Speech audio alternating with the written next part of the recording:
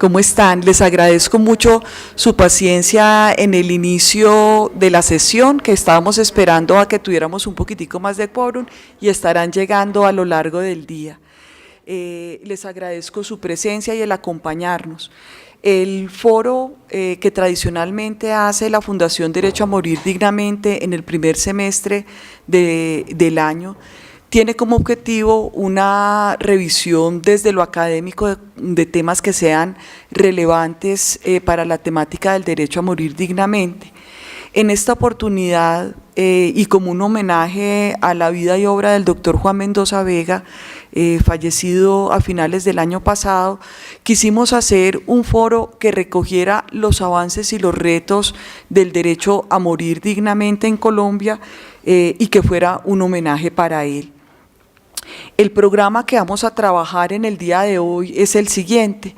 Tendremos una semblanza del doctor Juan Mendoza Vega, que está a cargo de la doctora Lucy Nieto de Samper, periodista desde hace más de 60 años, con columna en El Tiempo y que pertenece a la Fundación Derecho a Morir Dignamente y que acompañó al doctor Juan Mendoza Vega en muchas de las iniciativas que hemos tenido a lo largo de estos años en la protección del derecho a morir dignamente.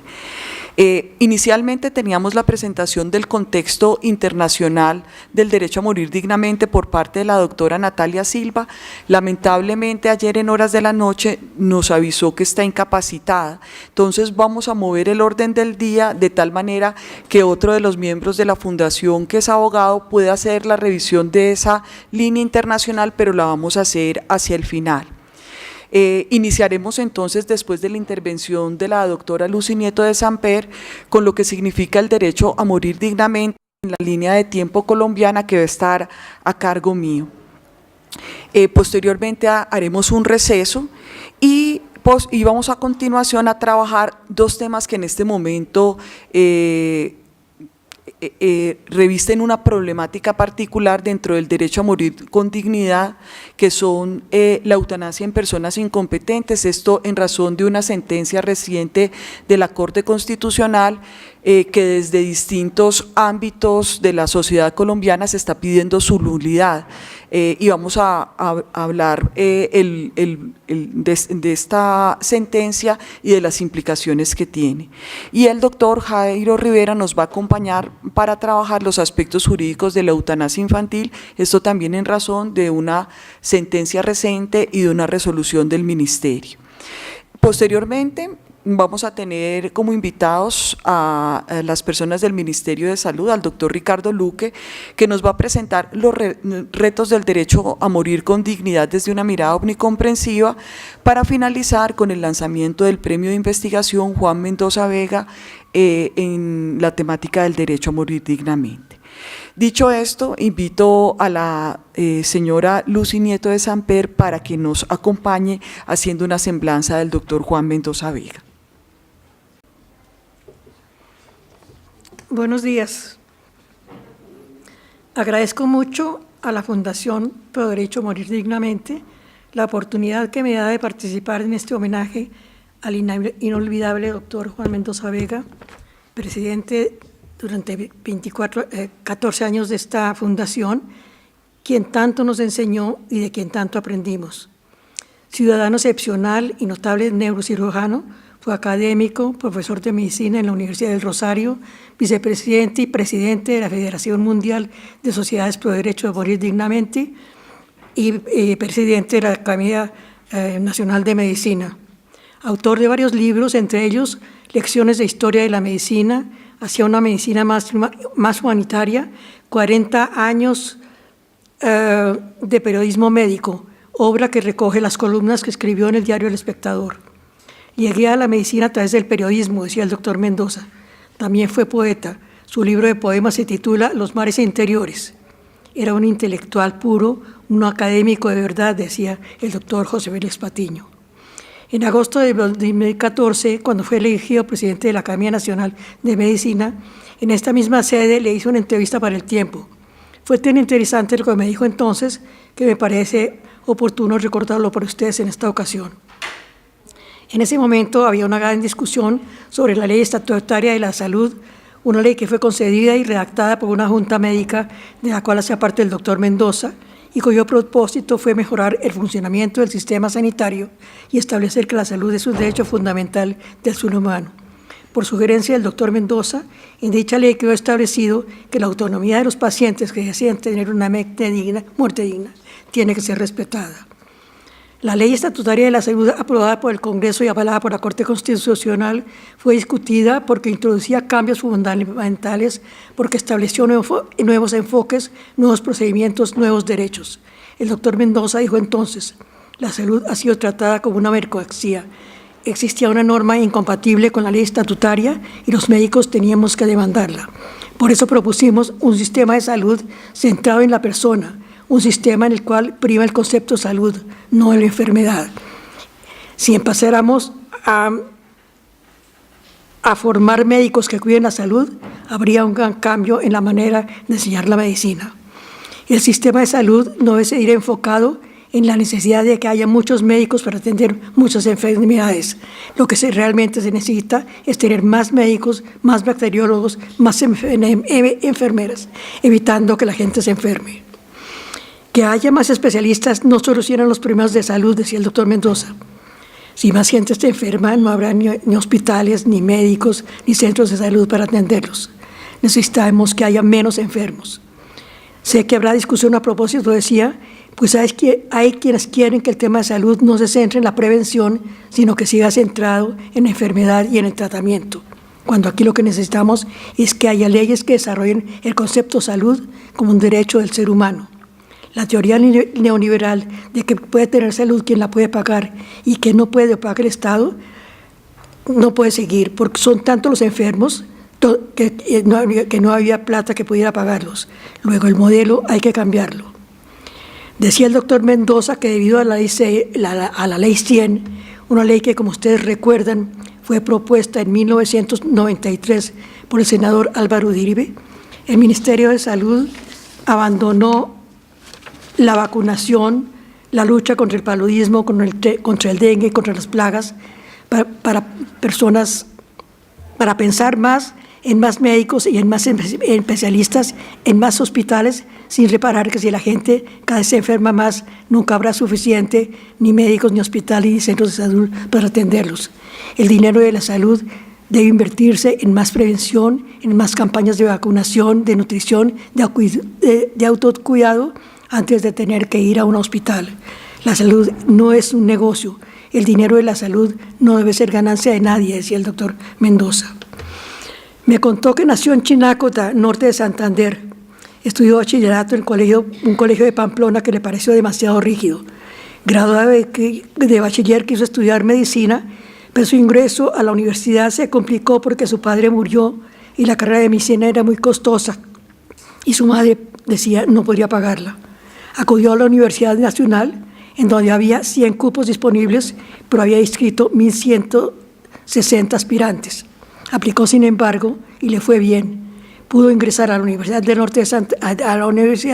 porque Norte de Santander, su departamento, le ayudó con una beca de 90 pesos mensuales. Como todo estudiante que se respete, el joven Mendoza Vega combinaba el estudio con las protestas. En la tradicional manifestación estudiantil del 8 de junio salió a agitar y a tirar piedra, pero el gobierno del general Gustavo Rojas Pinilla dispersó en forma violenta a los manifestantes y al estudiante Mendoza, que iba en tercero de medicina, le quitaron la beca. Tuvo que dejar de estudiar. Pero dice que un amigo le dio un consejo. Como a usted le gusta escribir, vaya al Espectador y dígale al director que necesita escribir para poder pagar sus estudios. El director, Guillermo Cano, oyó los cuentos del estudiante y le dijo: escriba algo, si me gusta lo publico. La historia que escribió el joven Mendoza sobre la vida de los estudiantes pobres le abrió las puertas del periódico y con noticias, comentarios, ingresó al periodismo. Ya graduado de neurocirujano, siguió escribiendo. Su columna Medicina al Día la publicó El Espectador durante 40 años. Dice que un hecho doloroso le impulsó a ser neurocirujano. Su hermanito menor se rompió la cabeza al caer de una escalera y como en Pamplona no había posibilidad de atenderlo, el niño murió. En memoria de su hermanito, Estudió medicina en la Universidad Nacional y en 1957 se graduó como cirujano. Y en el Hospital de la Ortúa se especializó en neurocirugía con exigentes profesores especializados en Suecia. Como su intención de ejercer en Pamplona no la pudo cumplir porque allá no tenía todo lo que necesita la neurocirugía, ejerció en Bogotá durante 38 años. Me retiré al cumplir 65 años, me dijo. No debemos esperar a que las manos nos retiren. Aunque las manos todavía no me tiemblan, no quise volver a operar. Continuó su vida como académico y como docente. Para ingresar a la Academia de Medicina, el doctor Mendoza Vega presentó un trabajo sobre la muerte. Dice que a raíz de la propuesta de unos médicos ingleses, según la cual la muerte del cerebro es la muerte del ser humano, él quiso estudiar ese tema desde el punto de vista neurológico y después de consultar con líderes religiosos, judíos, mahometanos, cristianos, presentó una ponencia titulada La muerte cerebral es la muerte del individuo. Con esa ponencia impuso en Colombia su concepto sobre la muerte cerebral. En los últimos 15 años de su vida, los dedicó el doctor Mendoza Vega a la Fundación Pro Derecho de Morir Dignamente. Él decía que se acercó a esta obra que fundó Beatriz Cop de Gómez por sugerencia de su amigo el doctor César Augusto Pantoja. Entonces, dice el doctor Mendoza, empecé a entender el concepto de eutanasia. Es un tema difícil de entender porque los médicos tienden a considerar que su deber es conservar la vida. Claro que nuestro compromiso es con la vida, pero no con cualquier vida, con cualquier clase de vida. A quien está sufriendo de una manera intolerable y ya no es posible poder aliviarlo, no se le puede obligar a seguir viviendo, a seguir sufriendo. Eso es una tortura. Él decía, la muerte digna no es solo la eutanasia, es morir como la persona haya escogido, es decir, con el menor sufrimiento. Y DMD ha asumido la tarea de educar a los colombianos y explicarles cómo es morir dignamente y que morir dignamente es un derecho del ser humano. Y si es necesario, DMD ayuda a que se respete la decisión que ha tomado la persona que va a morir. Él decía también, a pesar de que todos los médicos piensan como yo, a pesar de que todos los médicos no piensan como yo, el derecho a morir dignamente ahora se comprende mucho más. Hace 10 años tocar este tema en la Fundación Santa Fe era armar un problema. ¿Cómo es morir dignamente? Solo lo entendía el médico Roberto Guerra. Los otros médicos decían que el documento mediante el cual el enfermo se niega a aceptar un tratamiento no tenía validez, que solo debía respetarse el criterio científico. Hoy en la Fundación Santa Fe ese documento existe, lo puede firmar el enfermo grave que no quiera recibir tratamiento y los médicos tienen la obligación de respetarlo. Eso quiere decir que el trabajo de DME ha calado, hace falta divulgar más los conceptos y promover más la vinculación de las personas a DME. El doctor Mendoza enfocó su trabajo en asegurar que se respete la autonomía de la persona al final de su vida, que se respete su derecho a elegir su opción de muerte digna. Por invitación del Ministerio de Salud y de la Corte Constitucional, él participó activamente en la elaboración de resoluciones y sentencias mediante las cuales en Colombia son ya una realidad el derecho a la muerte digna, la reglamentación de la eutanasia, la ley de los cuidados intensivos. Y como ya se dijo, fue muy importante su participación en la redacción del estatuto de la Ley Estatutaria de la Salud. Siempre dijo, debe aceptarse que la muerte no es propiedad de alguien. Debe aceptarse que no se puede obligar a las personas a seguir sufriendo porque otros creen que Dios nos envió el sufrimiento.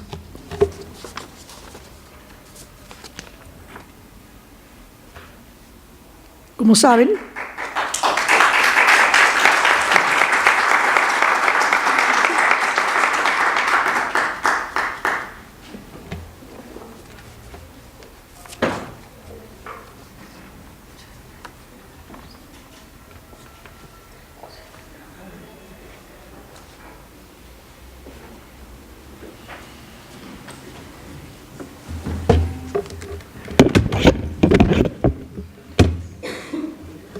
Doctora Luce, muchísimas gracias. Hoy precisamente cuando veníamos camino para acá con la doctora Lucy, recordábamos al doctor Juan Mendoza Vega y la falta que nos hacía cada uno de los días de nuestra vida y especialmente en el día de hoy en donde siempre nos encontrábamos en el foro.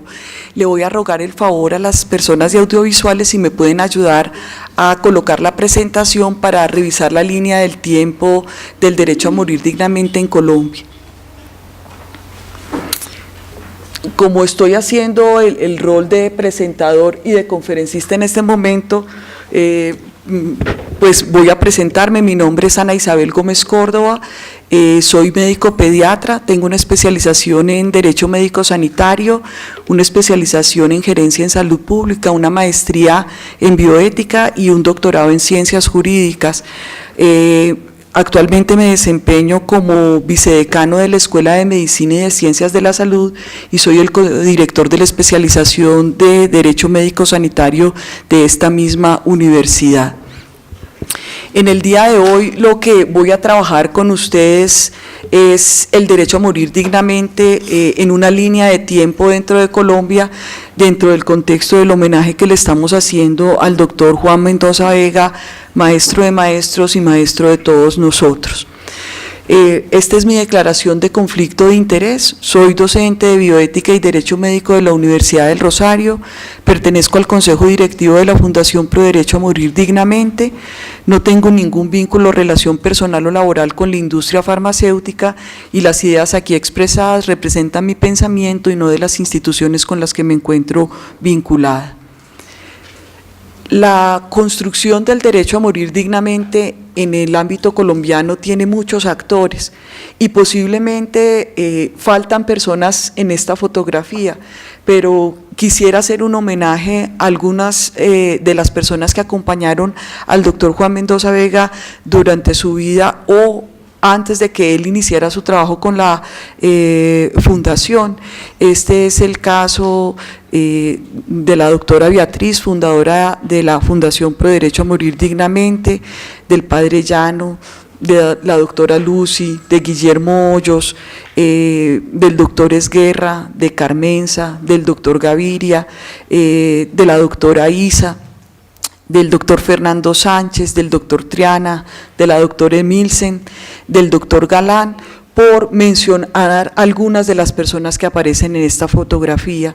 Todos ellos de una u otra manera, desde sus ámbitos de trabajo, contribuyeron a la construcción del derecho a morir con dignidad. Quisiera empezar la revisión de esta línea de tiempo explicando qué significa el derecho a morir dignamente.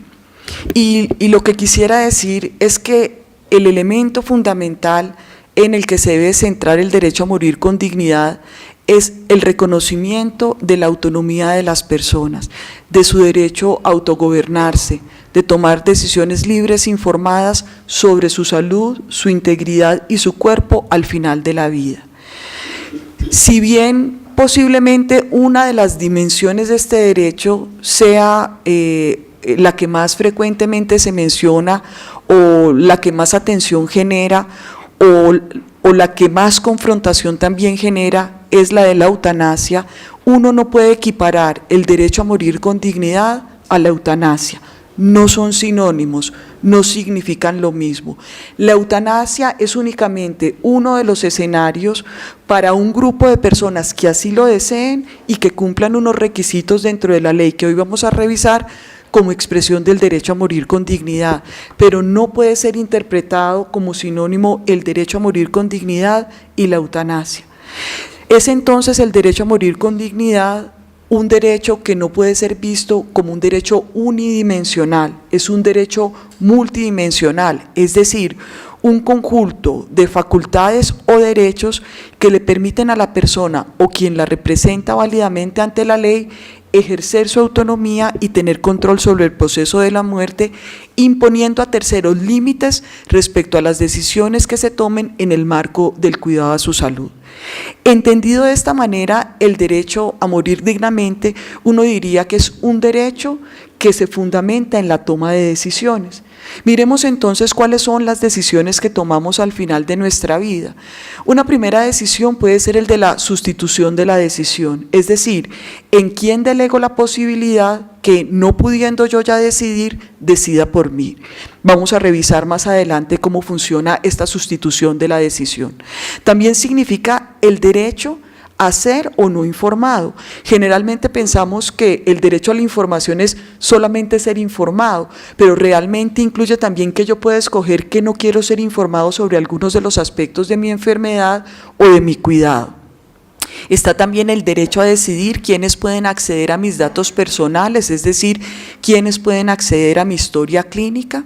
Está el rechazo terapéutico y está el cuidado paliativo, y dentro del cuidado paliativo incluimos las actividades de readecuación terapéutica, sedación paliativa, sedación terminal, procedimientos paliativos. También está el derecho a recibir o no asistencia espiritual o religiosa, el derecho o no a ser donante, el derecho o no a participar en investigación al final de la vida, el derecho a decidir dónde quiero fallecer, si en el hospital o en el domicilio, y el derecho, cumplidos unos requisitos de ley, a la eutanasia. Entonces fíjense que uno entender el derecho a morir dignamente solamente como eutanasia es un contrasentido, porque hay todo un haz de facultades que puede ejercer un ser humano al final de la vida, incluida la eutanasia, pero no pueden ser asimilables estos dos conceptos.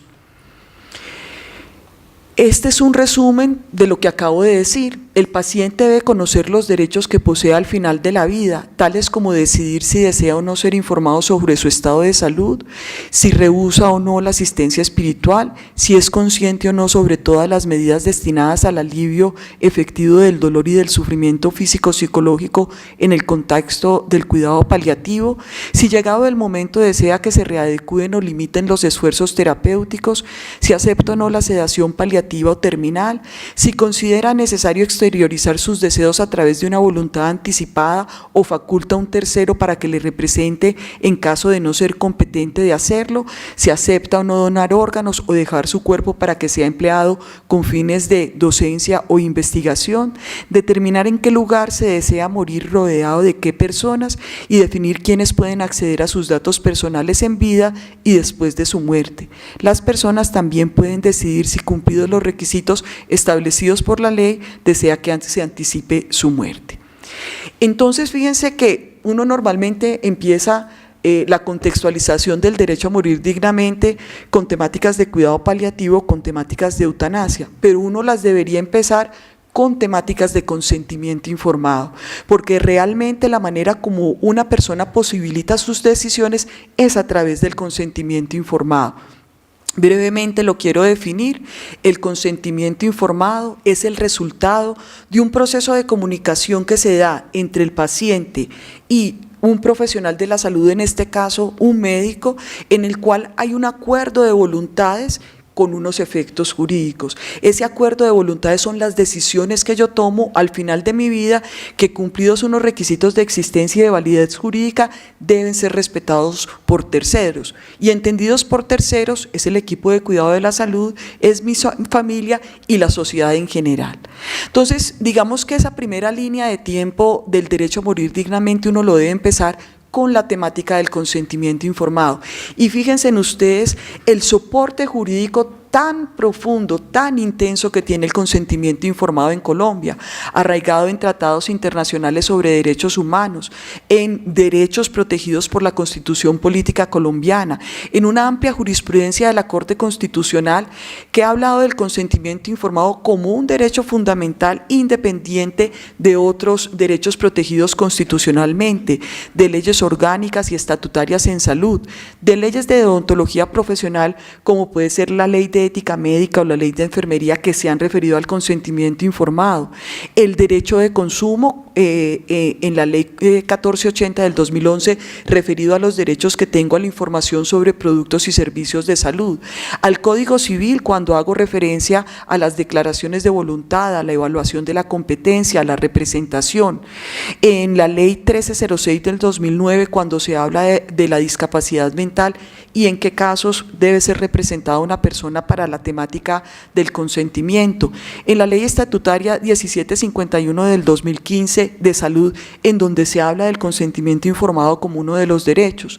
En la Ley de Protección de Datos Personales, cuando se nos habla que requerimos del consentimiento informado inequívoco para el tratamiento de datos personales. En la reglamentación sobre derechos de los pacientes. En la Resolución 1995 del 99, que nos habla del consentimiento informado como un anexo. En las declaraciones de la Asociación Médica Mundial, que son muy importantes porque la Ley 23 plantea en ética médica que cuando haya un vacío jurídico en la regulación colombiana, nos debemos referir a las declaraciones de la Asociación Médica Mundial. El consentimiento informado en el ámbito de la telemedicina y el consentimiento informado en distintos ámbitos de cuidado, y aparece entonces en las regulaciones específicas en transfusiones, en medicina reproductiva, en trasplante de órganos y en anatomía patológica. Entonces empezaría yo que el gran contexto del derecho a morir dignamente inicia por el tema del consentimiento informado. Pero fíjense la línea de tiempo que tiene ya propiamente dicho el derecho a morir dignamente en Colombia. Inicio con algunos documentos internacionales que tienen arraigo constitucional o que a través de la Asociación Médica Mundial son un referente en la atención de los pacientes en Colombia.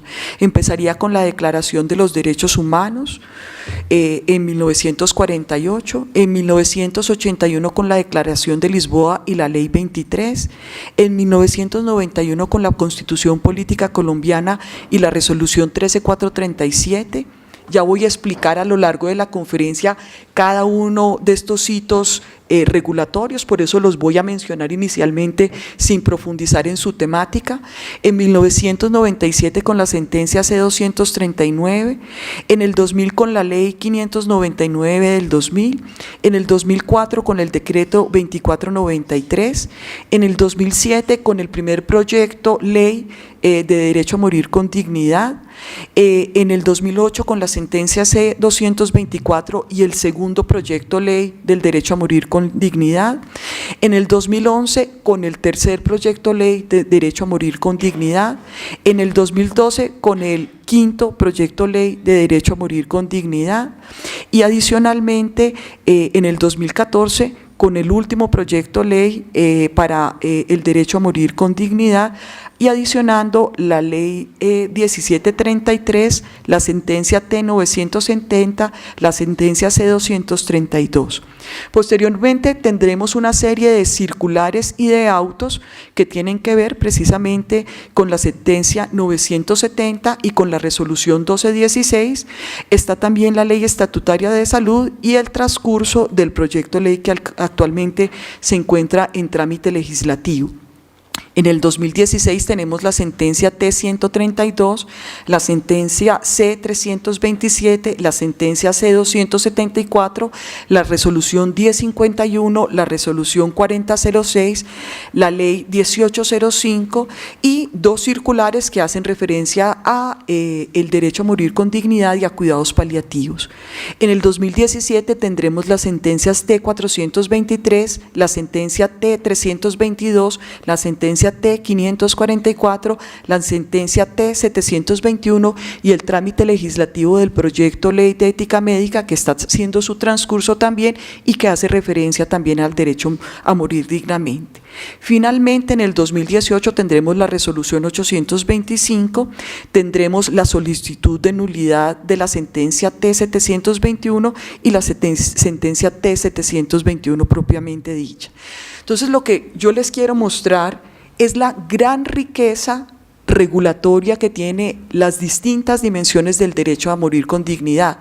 Por lo tanto, reducirla a uno solo de sus aspectos, pues es una visión incompleta del derecho a morir con dignidad. Y lo otro que quisiera decir es que este panorama que les voy a mostrar coloca a Colombia en uno de los lugares, en uno de los países en donde hay una regulación explícita sobre el derecho a morir con dignidad. Dicho esto, iniciemos entonces la revisión de este derecho a través de los distintos documentos jurídicos que les he presentado y de los cuales voy a escoger los que considero más relevantes, indicando los aspectos fundamentales y las problemáticas que tenemos referente a ellos.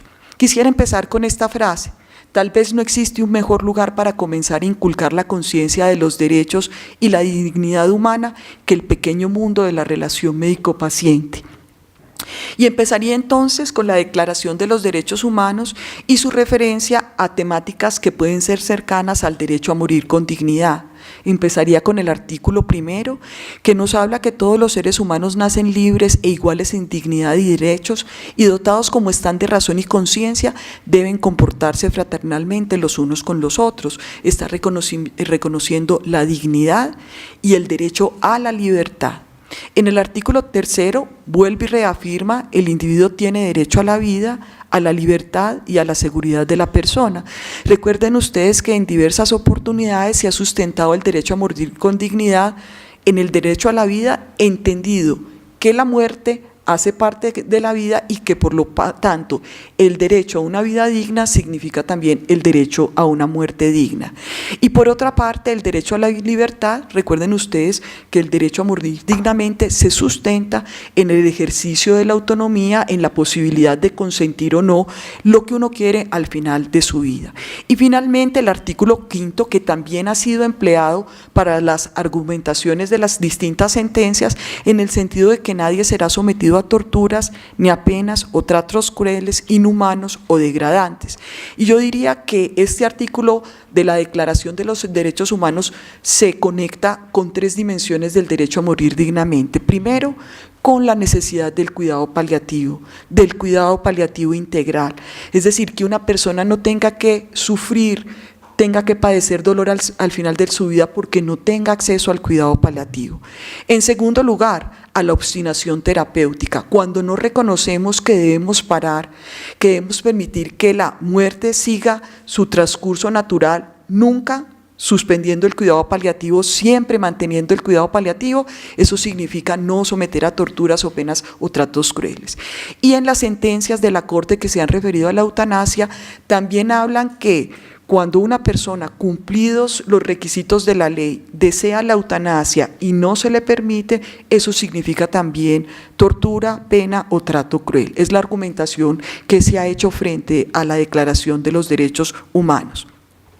Recuerden ustedes que estoy siguiendo una línea de tiempo, por eso lo siguiente que aparece en esta línea de tiempo es la Fundación Pro Derecho a Morir Dignamente. La fundación aparece en la historia del derecho a morir dignamente en Colombia el 1 de agosto de 1979, es la primera organización de este tipo que se crea en América Latina y es fundada por la señora Beatriz Cop de Gómez.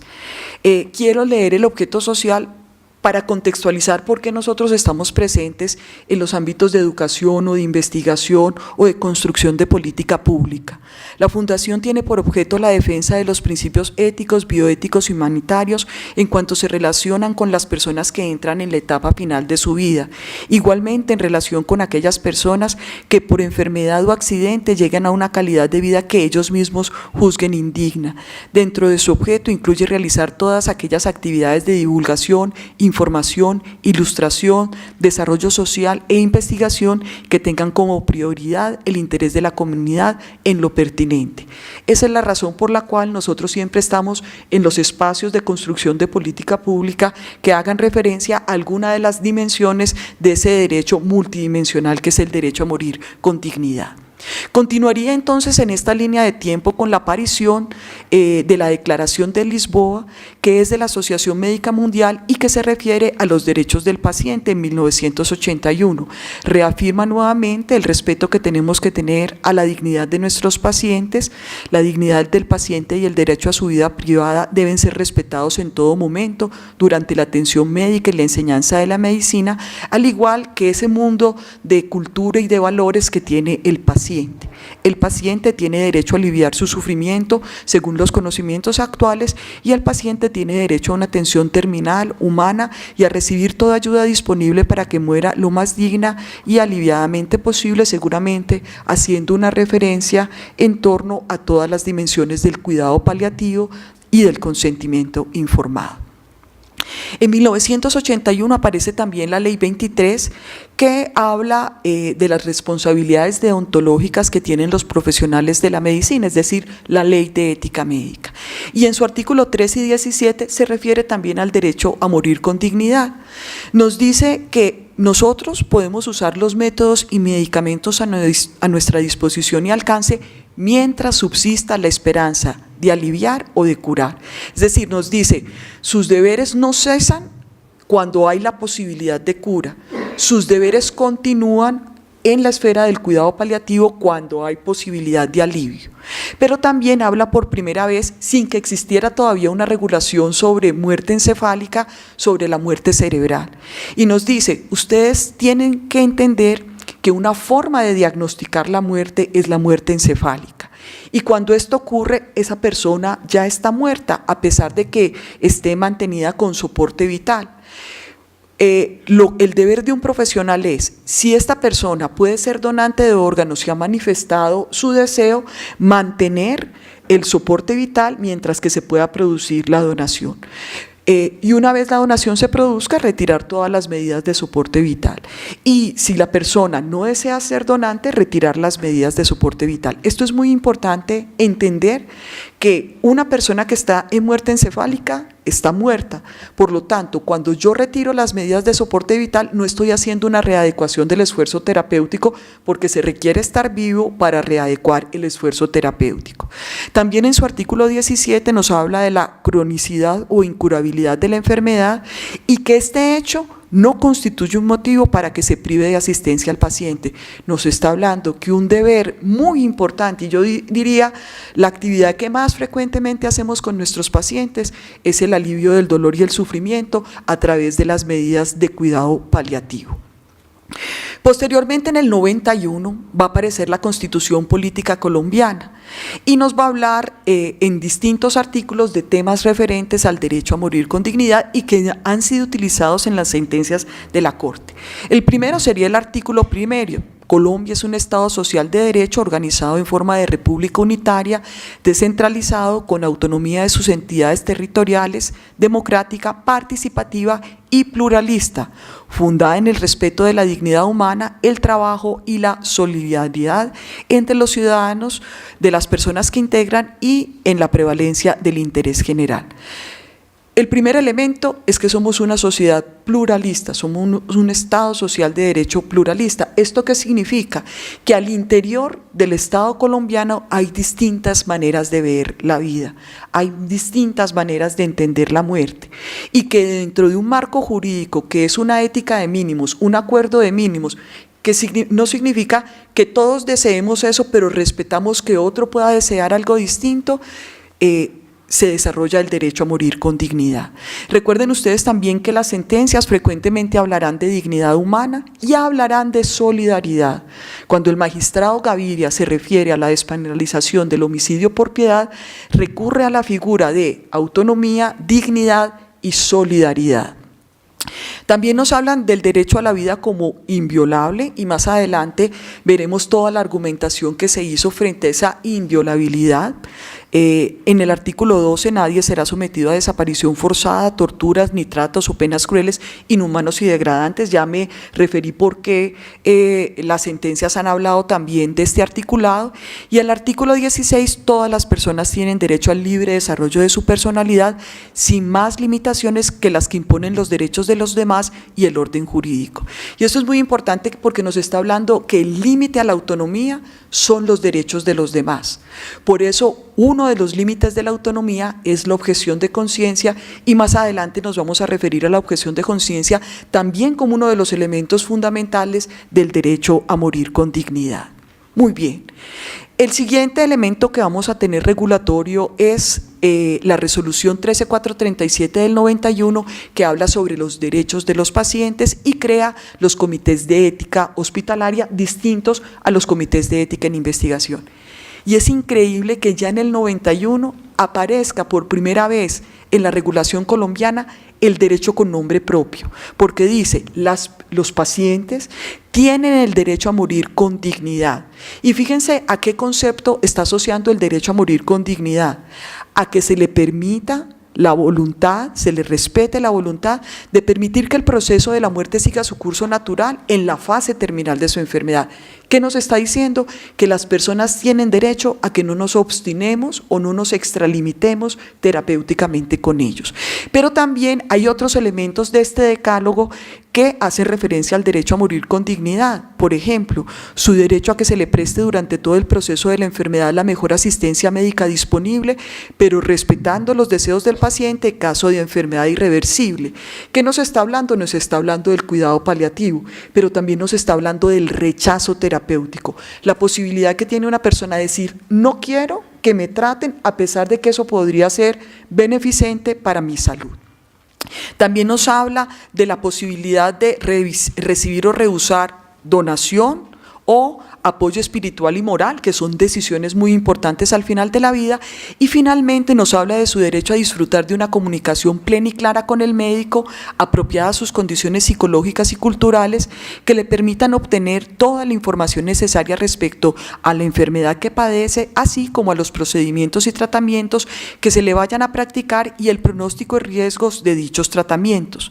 También su derecho a que él, sus familiares o representantes, en caso de inconsciencia o minoría de edad, consientan o rechacen estos procedimientos, dejando expresa constancia bajo la escrita de su decisión. Entonces, fíjense que aquí lo que nos está hablando es del consentimiento informado, que tiene que ser precedido por el respeto al derecho a ser o no informado. Muy bien. Me devuelvo a 1980 porque va a aparecer la sentencia del magistrado Gaviria y necesariamente para poder hablar de ella tengo que hablar del Código Penal que estaba vigente en ese momento, que era el de 1980. Posteriormente, en el 2000, tendríamos una nueva versión del Código Penal. ¿Y qué nos dice el Código Penal en su artículo 326 en su versión de 1980? Homicidio por piedad. El que matare a otro por piedad para poner fin a intensos sufrimientos provenientes de lesión corporal o enfermedad grave o incurable, incurrirá en prisión de 6 meses a 3 años. Es decir, nos está hablando que el homicidio por piedad era un delito y que tenía una sanción. Este artículo es demandado ante la Corte Constitucional y ahí es donde vamos a tener uno de los hitos del derecho a morir con dignidad en Colombia, y es la respuesta de la Corte a esta demanda de este artículo. Esta sentencia es la C-239 del magistrado Carlos Gaviria de 1997, que voy a resumir de la siguiente manera. En primer lugar, declara exequible el artículo demandado por el Código Penal. Dice, eso no es inexequible, eso es conforme a la Constitución. Y dice además, cuando yo tengo una persona que es mayor de 18 años, que es competente, que tenga una enfermedad en fase terminal, que se encuentre aquejado de intenso sufrimiento y dolor y que de manera libre, informada, inequívoca, reiterada y directa, porque es él mismo el que está solicitando esto, solicite a su médico que éste termine con su vida. Si el médico, que es la persona cualificada para hacerlo, accede y realiza el procedimiento, un juez de la República podrá definir que en esa circunstancia en donde se está configurando el homicidio por piedad, que es un delito, no se le aplicará la pena que está en el Código Penal. Pero adicionalmente le exhortaba al Congreso para que regulara el tema de la muerte digna. Es decir, es la primera exhortación que vamos a tener y que se va a repetir a lo largo de todas las sentencias para que se legisle sobre el tema. Algunos aspectos fundamentales que quiero resaltar de la sentencia del magistrado Carlos Gaviria, a los que muchos que estamos acá tuvimos el privilegio de conocer y de tener como profesor. El derecho fundamental a vivir en forma digna implica entonces el derecho a morir dignamente. La muerte no es un hecho que esté separado de la vida, es un hecho del ciclo vital. Por lo tanto, si yo tengo derecho a vivir dignamente, tengo derecho a morir dignamente. Pues condenar a una persona a prolongar por un tiempo escaso su existencia cuando no lo desea y padece profundas aflicciones equivale no solo a un trato cruel e inhumano prohibido por la Carta, ya lo vimos en el artículo 12, en un bloque de constitucionalidad con derechos humanos, sino a una anulación de su dignidad y de su autonomía como sujeto moral. Recuerden ustedes que el sujeto moral es la persona que puede tomar decisiones porque tiene un juicio racional, pero también puede dar cuenta por sus decisiones, por las consecuencias de sus decisiones. ¿Qué nos está diciendo entonces? Que en ese bien, ¿se acuerdan ustedes que habíamos mencionado un articulado de la Constitución que decía la vida es inviolable? Lo que él mencionaba es, mire, la vida es un bien fundamental, pero no es un bien absoluto. Se debe ponderar en relación con otros bienes y principios en circunstancias específicas, como es la del final de la vida, y frente a qué otros derechos constitucionales protegidos constitucionalmente debe ser ponderado, frente a la dignidad humana, frente al respeto a la autonomía y frente a la solidaridad, entendiendo que cuando un médico en esas circunstancias específicas accede al procedimiento de eutanasia, lo está haciendo por solidaridad, no lo está haciendo por un interés personal.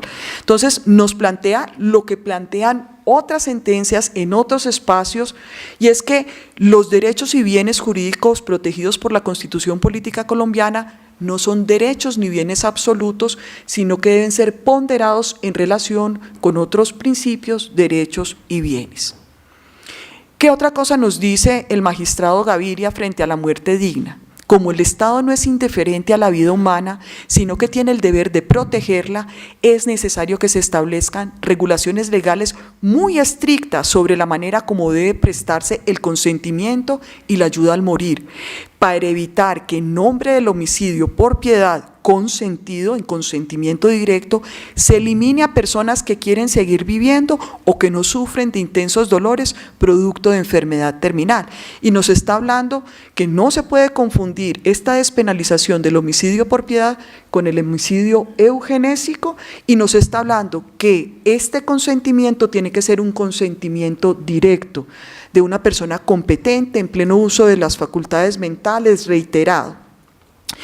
Esas regulaciones deben estar destinadas a asegurar que el consentimiento sea genuino y no el efecto de una depresión momentánea.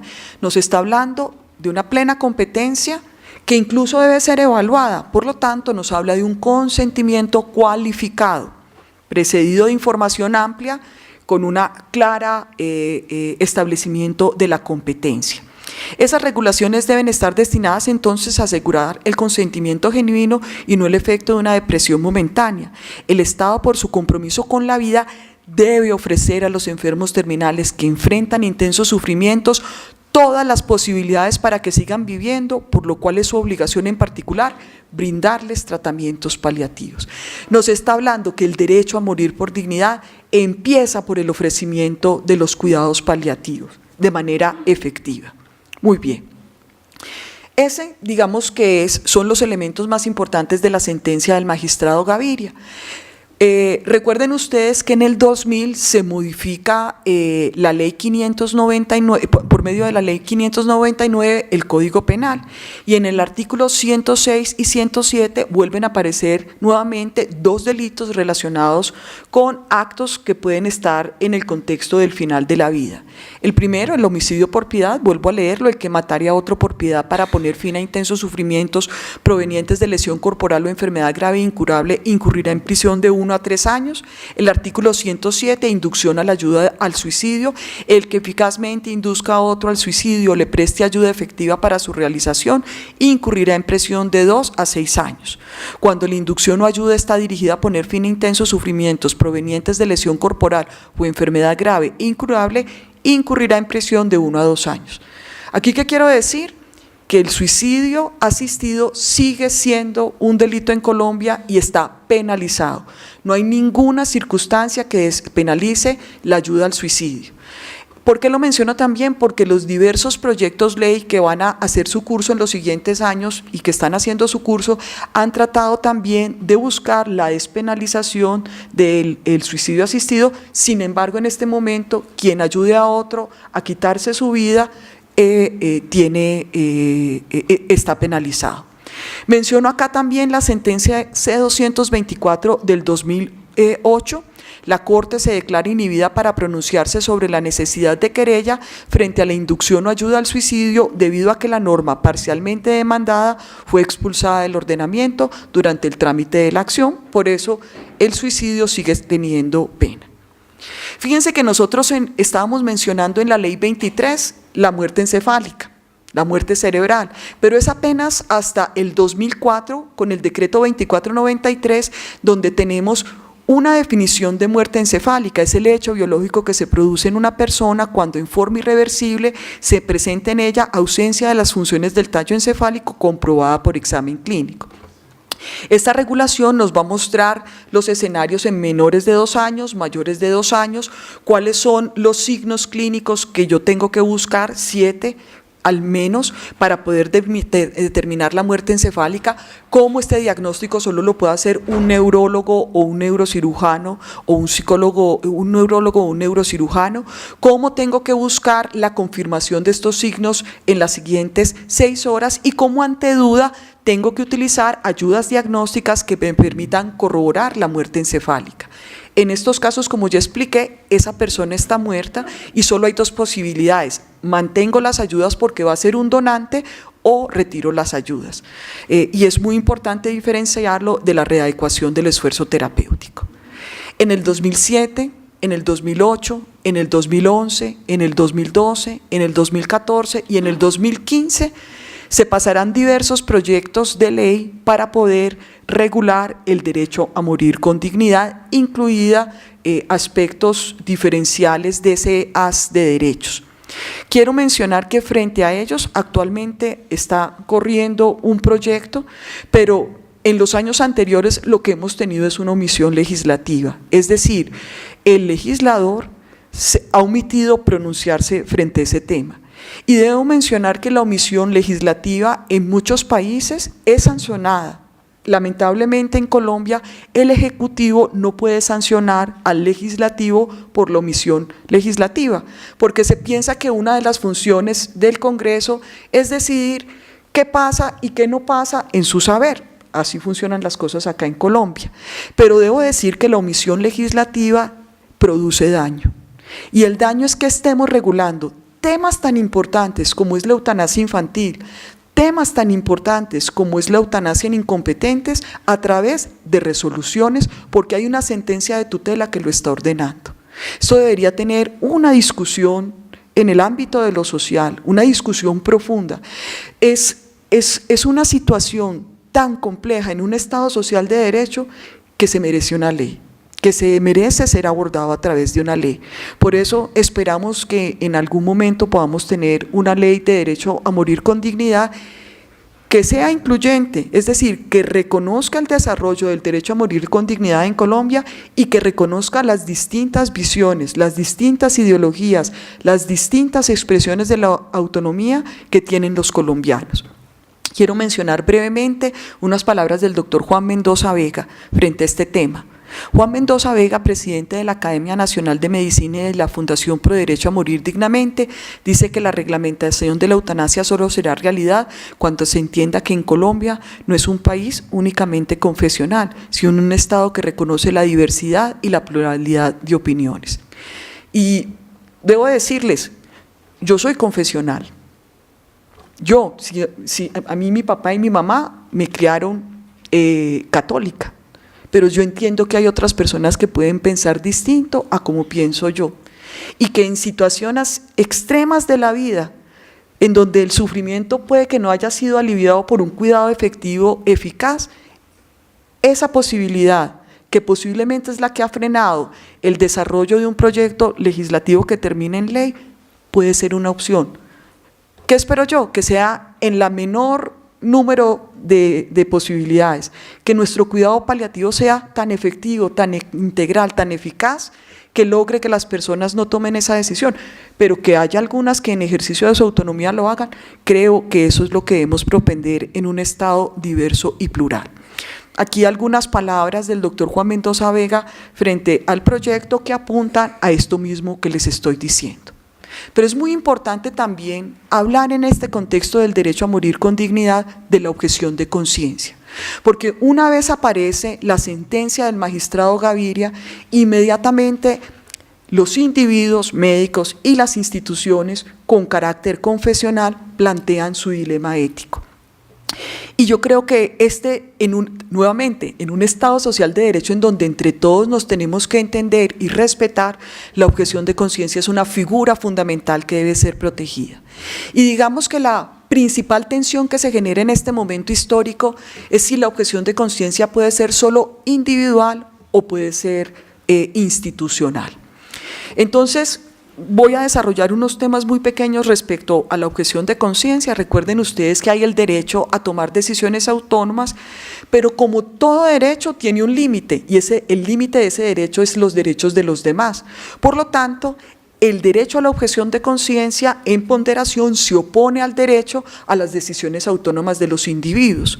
La objeción de conciencia es un derecho fundamental, innominado, y es un mecanismo para proteger la libertad de conciencia y la libertad religiosa, que también son protegidas por el Estado colombiano. Tenemos una amplia jurisprudencia de la Corte Constitucional de la objeción de conciencia y de la libertad de conciencia y religiosa en temáticas de educación, de trabajo, de servicio militar y de salud. Y específicamente en salud se han referido a los temas de la interrupción voluntaria del embarazo y a las temáticas de eutanasia.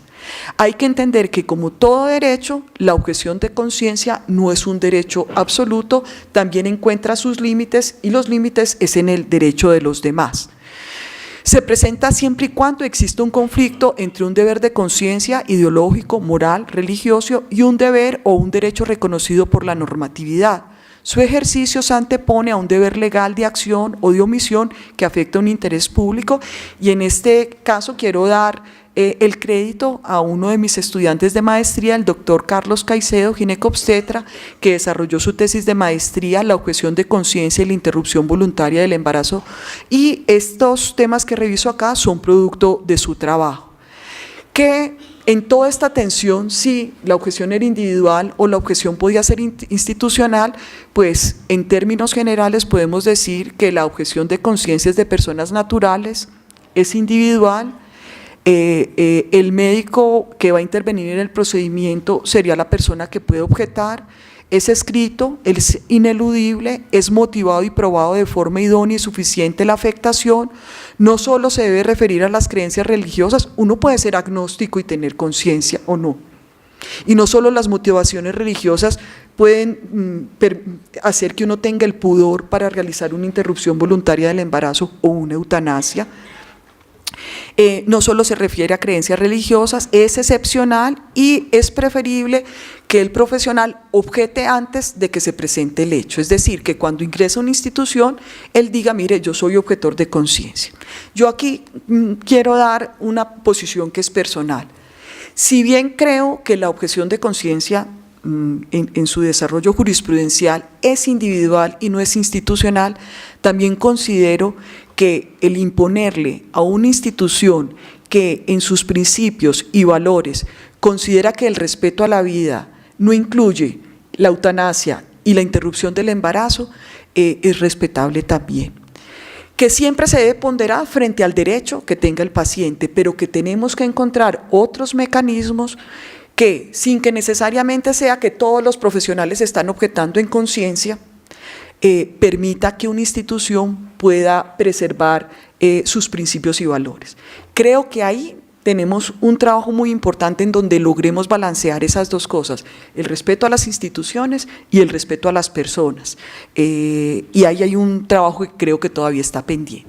El siguiente hecho que ocurre es que al doctor Juan Mendoza Vega lo nombran presidente de la Federación Mundial de Sociedades por el Derecho a Morir Dignamente, y ejerce esta presidencia entre el 2008 y el 2010, y cito lo que él en su momento dijo: para Colombia y para mí, dijo, este es un honor muy grande, pero también un reto muy grande. El derecho a morir con dignidad, es decir, llegar a los últimos momentos de la vida en pleno control, con toda la autonomía que uno debe tener, debe respetarse, pero no se respeta en el mundo entero. Por eso, este nombramiento es más un reconocimiento dado a Colombia que a mí mismo. Esto permite trabajar más intensamente por el derecho a decidir cuándo morir y cómo morir, y realmente lo que se estaba reconociendo no era solamente el trabajo que había hecho el doctor Juan Mendoza Vega, sino el desarrollo que había tenido el derecho a morir con dignidad. Miremos entonces cuáles son estos derechos de las personas al final de la vida y miremos sus hitos regulatorios. Estos derechos aparecen por primera vez en la Ley 1733 del 2014, que regula los servicios de cuidado paliativo para el manejo integral de pacientes con enfermedades terminales, crónicas, degenerativas e irreversibles. Y los derechos que se enuncian son el derecho a la información, el derecho a una segunda opinión, el derecho a participar en forma activa en el proceso de atención y la toma de decisiones en el cuidado paliativo, el derecho a suscribir el documento de voluntad anticipada, el derecho al cuidado paliativo, el derecho de los niños y adolescentes y el derecho de los familiares. Y aquí hay otro elemento que es muy importante resaltar. Recuerden ustedes que cuando aparece la Ley 100 y tenemos el listado de procedimientos, que en ese momento había un listado de procedimientos que se podían hacer, había una definición de enfermedad terminal al puro inicio de la Ley 100, pero eso se derogó y nos quedamos sin una definición de enfermedad terminal. Entonces, cuando en la sentencia el magistrado Gaviria decía que las personas o enfermos en fase terminal de su enfermedad podrían optar por la eutanasia, pues no teníamos una definición jurídica de enfermedad terminal en Colombia. Aquí aparece nuevamente la definición de enfermedad terminal que marcará el límite de qué personas pueden optar o no a la eutanasia. Se define como enfermo en fase terminal a todo aquel que es portador de una enfermedad o condición patológica grave que haya sido diagnosticada en forma precisa por un médico experto, que demuestre un carácter progresivo e irreversible con pronóstico fatal próximo o en plazo relativamente breve, que no sea susceptible de un tratamiento curativo y de eficacia comprobada, que permita modificar el pronóstico de muerte próxima o cuando los recursos terapéuticos utilizados con fines curativos han dejado de ser eficaces. Y aquí yo tengo una duda metódica. Fíjense que lo que termina diferenciando el enfermo en fase terminal del enfermo con una enfermedad crónica, degenerativa e irreversible de alto impacto en la calidad de vida es el pronóstico de vida. Es ese pronóstico de vida menor a 6 meses. Pero cuando uno le ponen al final o cuando los recursos terapéuticos utilizados con fines curativos han dejado de ser eficaces, muchas veces en las enfermedades crónicas los recursos dejan de ser eficaces. Entonces mi pregunta es, ¿será que la definición de enfermo en fase terminal la debemos marcar solo por un periodo de tiempo o también porque dejan de ser eficaces los tratamientos? Y ahí es otro trabajo que tenemos pendiente por hacer. Recuerdo, con base en esta definición de enfermo en fase terminal, se posibilitará de ahora en adelante la despenalización del homicidio por propiedad, pero siempre desde la perspectiva de esa valoración del pronóstico de vida de 6 meses. Miremos entonces el derecho a la información. El derecho a la información tiene varias dimensiones. El primero es el derecho a ser o no informado, porque es que uno tiene también derecho a que no le cuenten. Uno puede decir, yo no quiero que me cuenten, cuéntele a mi hija. No quiero que le cuenten a nadie de mi familia ni me cuenten a mí. Doctor, tome usted las decisiones y eso queda en la historia clínica. Pero incluye también el derecho a una segunda opinión, porque que a mí me coloquen sobre mi cabeza el diagnóstico de una enfermedad terminal con las implicaciones que eso tiene, hombre, yo como mínimo quisiera saber si hay otro que esté de acuerdo con eso. El derecho a una segunda opinión como derecho a la información. Y yo creo que también el derecho a la información incluye el derecho de decidir quiénes pueden o no acceder a mis datos personales. Así se define el derecho a la información. Todo paciente que sea diagnosticado de una enfermedad terminal, crónica, degenerativa e irreversible tiene derecho a recibir información clara, detallada y comprensible por parte del médico tratante sobre su diagnóstico, estado pronóstico y las alternativas terapéuticas de atención paliativa propuestas y disponibles, así como los riesgos, consecuencias en caso de rehusar el tratamiento ofrecido.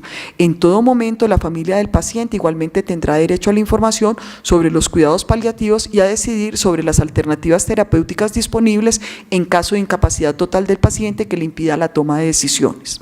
Se define el derecho a la segunda opinión como el paciente afectado por una enfermedad a la cual se refiere esta ley podrá solicitar un segundo diagnóstico dentro de la red de servicios que disponga su EPS o entidad territorial.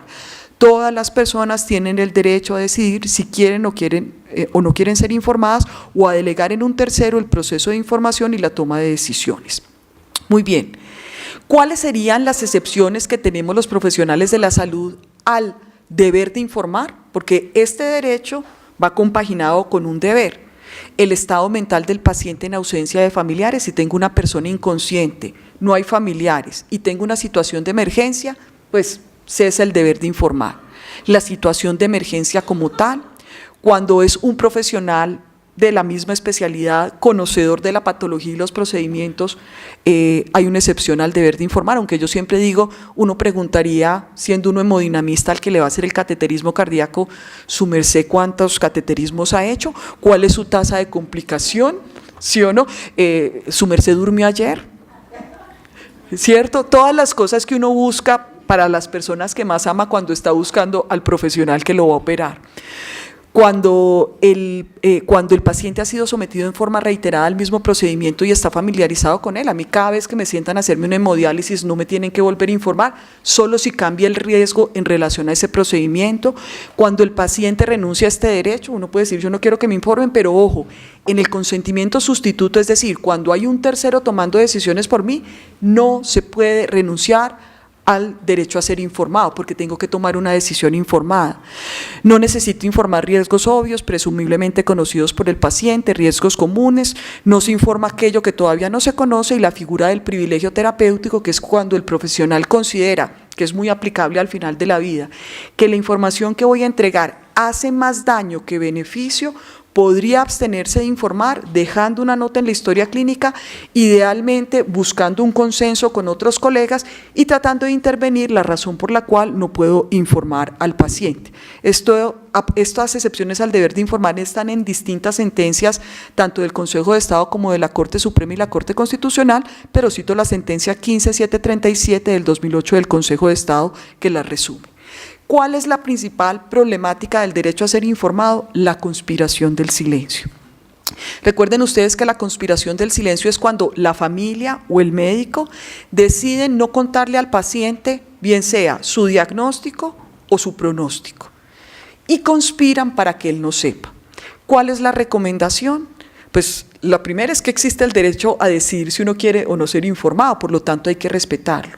Pero en segundo lugar, parte de la ortotanasia, de la buena muerte, es que uno sepa qué está pasando con uno mismo, que uno pueda arreglar su vida, que uno pueda despedirse, que uno pueda dejar las cosas que uno ha querido en la vida a otras personas, que uno pueda presentar excusas a los que ha ofendido, que uno se pueda poner en paz espiritual si así lo desea. Por lo tanto, la información es fundamental. Otra cosa es que el paciente decida no ser informado, entendiendo que existe la figura del privilegio terapéutico. Como dijimos que otra de las dimensiones del derecho a ser informado es también quién puede entrar a mi información, traigo la Ley 23 de Ética Médica que en su artículo 38 presenta las excepciones al secreto profesional, es decir, los casos en los que yo podría permitir sin la autorización del paciente que un tercero entre a la información, y frente a este articulado se refirió, y creo que es una de las sentencias paradigmáticas para leer sobre secreto profesional, la sentencia C-264 del 96, que declara exequible pero hace las siguientes aclaraciones. Frente a una de las situaciones en las que uno puede revelar el secreto, que es al enfermo en aquello que estrictamente le concierne o le convenga, pues es una visión muy paternalista del proceso de información. Aquí uno diría que le convenga, sería la figura del privilegio terapéutico, que no le haga daño, pero dice el médico tiene el deber de informar al paciente, pero no tiene la obligación de informar absolutamente todo, porque puede reservarse información que considere que le haga daño solo en la figura de privilegio terapéutico. En el artículo B, que dice a los familiares del enfermo si la revelación es útil al tratamiento, la Corte también nos dice cuando una persona se encuentra en plenitud de sus capacidades mentales, no es posible revelar la información médica a sus familiares, aún resultando esto útil al tratamiento sin la previa autorización del paciente. Es decir, porque esté en una fase terminal de la enfermedad vaya a necesitar ayuda de su familia, eso no significa que yo pueda romper mi secreto profesional. Si él es competente, él es el que decide si quiere o no quiere que se revele la información. Y finalmente, en el artículo C, a los responsables del paciente cuando se trate de menores de edad o personas mentalmente incapaces, dice que sí hay una obligación porque se tiene que habilitar la capacidad decisoria, pero nos habla también que los menores de edad tienen derecho a la intimidad y habrá situaciones en las cuales yo me tengo que reservar información que le pertenece al menor de edad en la esfera de su intimidad, generalmente cuando se trata de menores maduros, y respetar también el derecho a la intimidad que él tiene. Muy bien. Frente al derecho a participar en forma activa en el proceso de atención y la toma de decisiones en el cuidado paliativo, nos dice todo paciente afectado por enfermedad terminal crónica degenerativa irreversible de alto impacto en la calidad de vida tiene derecho a solicitar libre y espontáneamente la atención integral del cuidado paliativo. Las actividades y servicios integrales del cuidado paliativo se deberán prestar de acuerdo al manual de actividades, intervenciones y procedimientos. Nos define el cuidado paliativo como los cuidados apropiados para el paciente con una enfermedad terminal crónica degenerativa irreversible, donde el control del dolor y otros síntomas requiere además del apoyo médico, social y espiritual, de apoyo psicológico y familiar durante la enfermedad y el duelo. El objetivo de los cuidados paliativos es lograr la mejor calidad de vida posible para el paciente y su familia. La medicina paliativa afirma la vida y considera el morir como un proceso normal. Y aquí yo tengo también otro interrogante. Yo entiendo que la ley de cuidados paliativos solo se refiere al cuidado paliativo.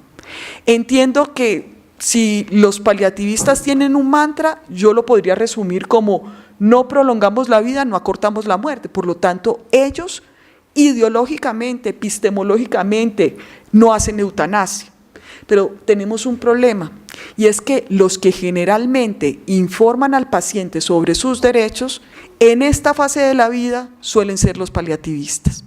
Entonces yo diría que si bien ellos no deben hacer la eutanasia porque es contraria a la razón de ser del cuidado paliativo, como está planteado el cuidado paliativo, sí tienen el deber de informar la totalidad de las facultades y que el paciente libremente pueda decidir, porque si no, ¿quién lo va a informar? ¿Se entera por la prensa, por los medios de comunicación? Entonces, la observación que yo siempre tengo con los amigos paliativistas, a los que aprecio profundamente, es que creo que deben incluir dentro del proceso de información la totalidad de facultades que están en ese derecho multidimensional. Muy bien. Aquí quiero plantear una problemática frente al desarrollo del derecho a morir con dignidad y agradezco profundamente a la presidenta de la Asociación de Cuidados Paliativos, la doctora Claudia Vitrago, colega y amiga, que me envió el anuario del Observatorio Colombiano de Cuidados Paliativos del 2016, que en sus conclusiones dice lo siguiente: la alta carga de la enfermedad crónica que existe en Colombia obliga al país a contar con numerosas instituciones que presten servicios de cuidados paliativos. A pesar del incremento de la oferta, en esa época se habría incrementado un 500% respecto a la oferta inicial, esta sigue siendo escasa para la demanda, 0.44 paliativistas por 10.000 habitantes. Los cuidados paliativos requieren para su desarrollo la existencia de políticas públicas en las que se exprese la intención de los entes gubernamentales de consolidar y gestionar programas de prestación de servicios en dicha área. Los cuidados paliativos pediátricos en Colombia tienen un pobre desarrollo.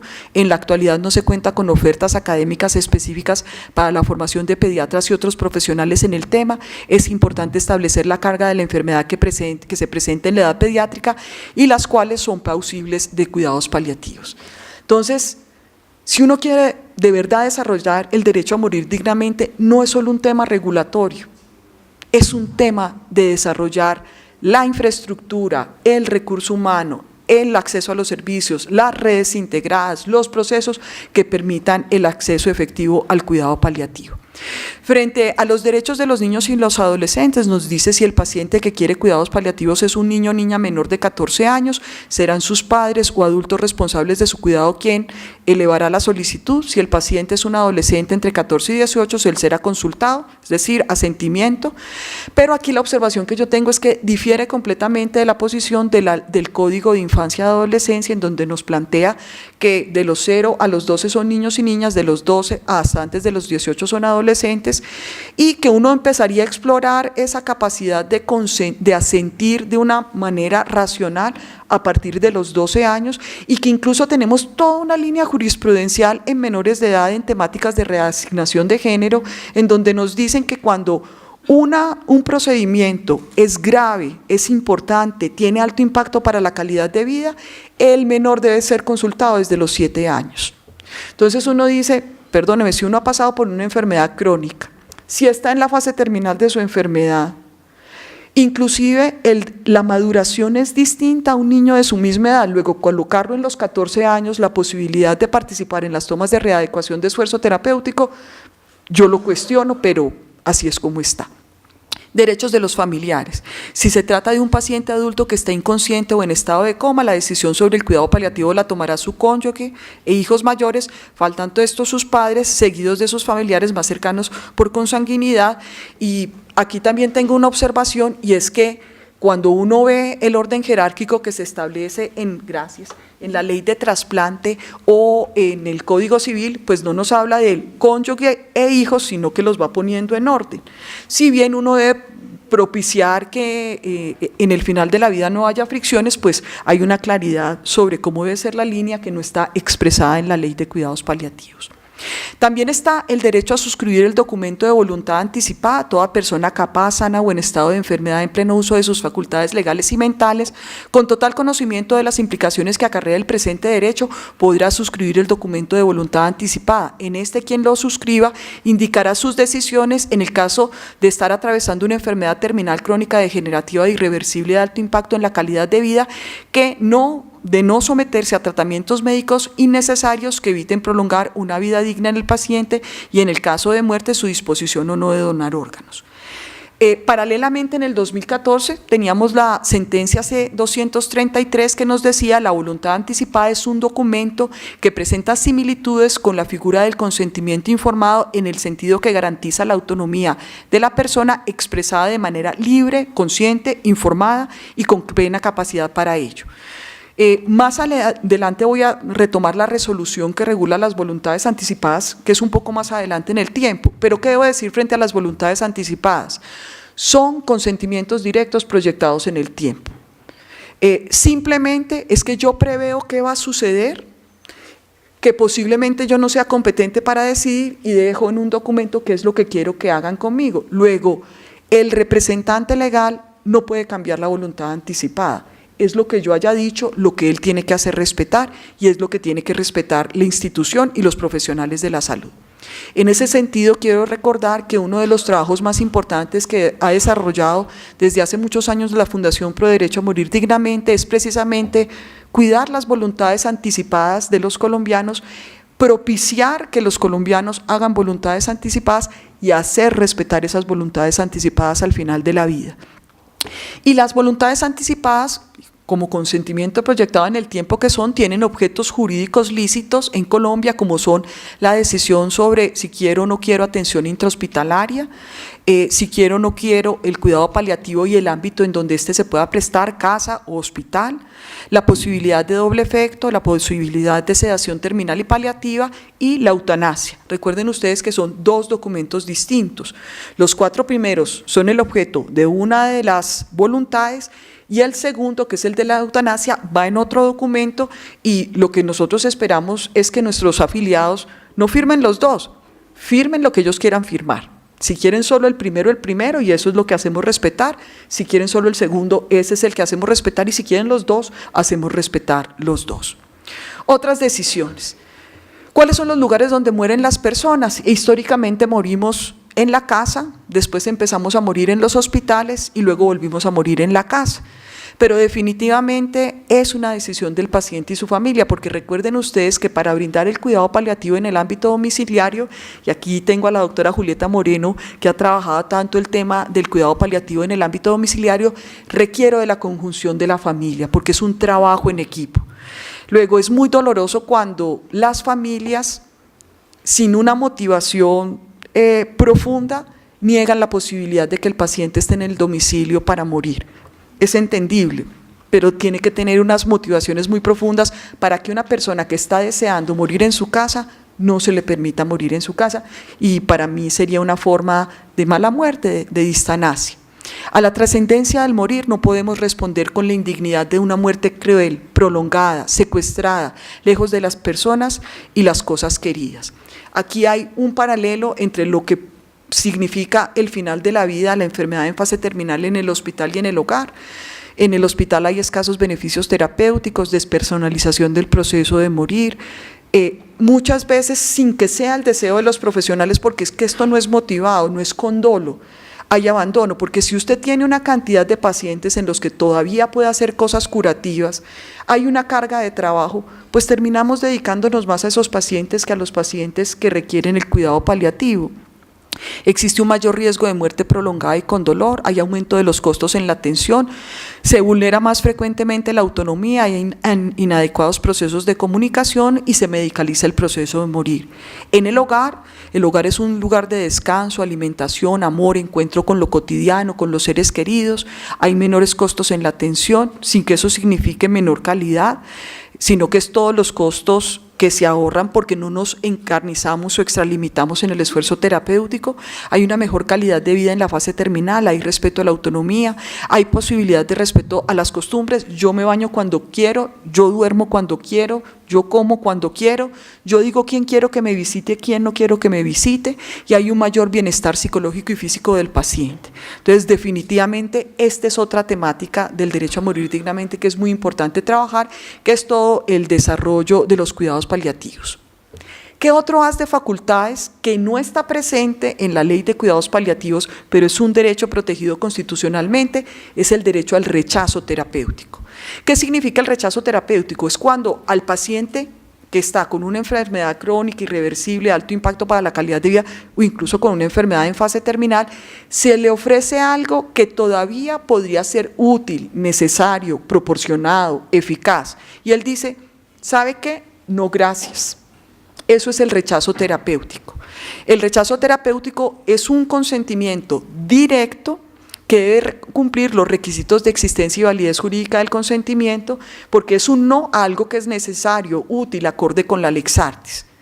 Dos cosas importantes: los representantes legales de menores de edad no pueden hacer rechazo terapéutico.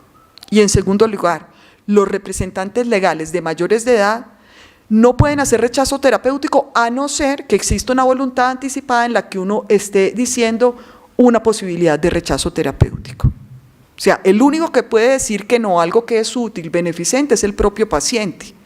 Y si él deja una voluntad anticipada en ese sentido, se hace respetar, pero por consentimiento indirecto o por representación no se puede hacer rechazo terapéutico. ¿Los menores maduros pueden hacer rechazo terapéutico? Y esa es una pregunta que era fácil de responder hasta la sentencia de eutanasia infantil, porque teníamos dos sentencias, que era la sentencia 474 del 96 y la sentencia C-131 del 2014, que es el consentimiento orientado al futuro.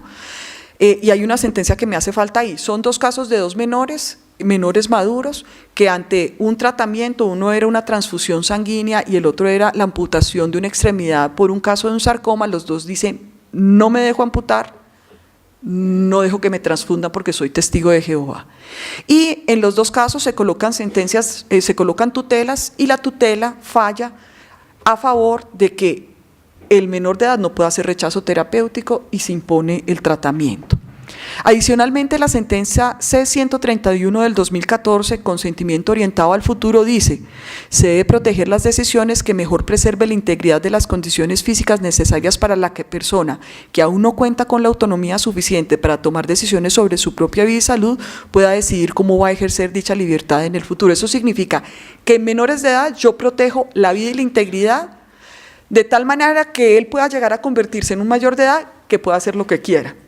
Es más o menos la posición. Sin embargo, en la sentencia de eutanasia, como lo vamos a ver más adelante, se trabaja la figura del rechazo terapéutico, lo que abriría una posibilidad, creo yo, a que empecemos a pensar en el rechazo terapéutico en menores maduros, lo que considero es una protección a la autonomía de una persona que todavía no tiene capacidad legal, pero tiene discernimiento, y creo que tendrá que verse caso por caso específicamente esta situación.